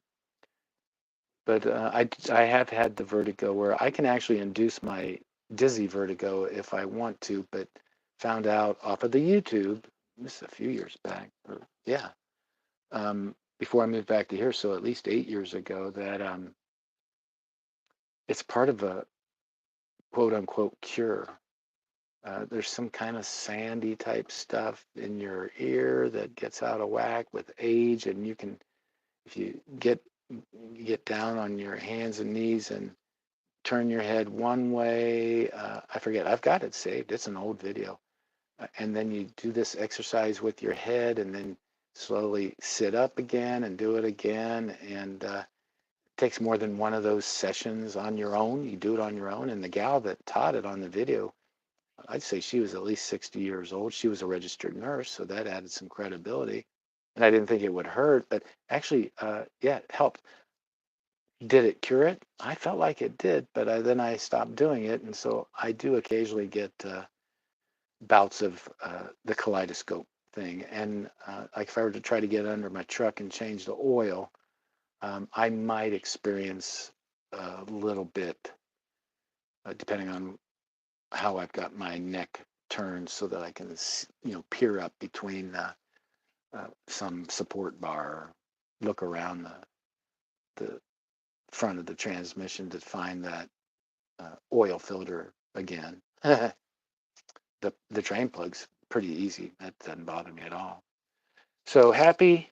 Now it says 5 are watching. I just cannot believe that.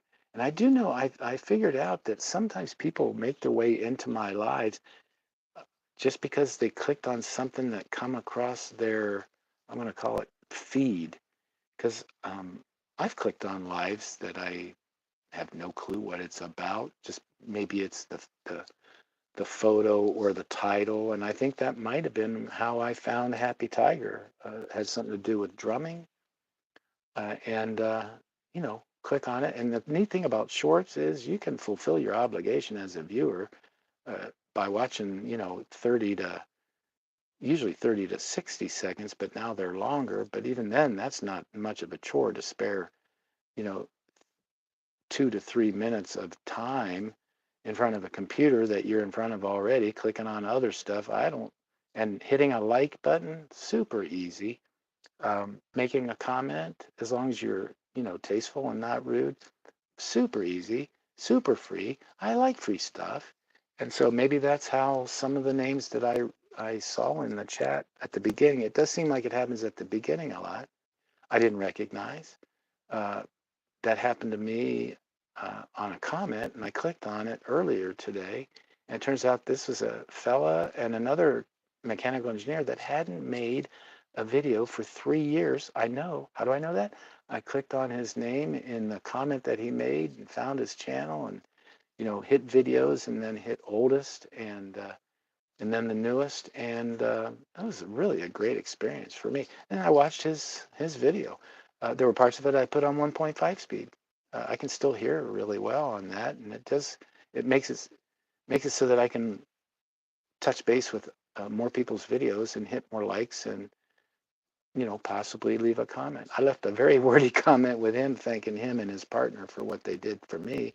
Brought back some really nice memories of my mechanical engineer father.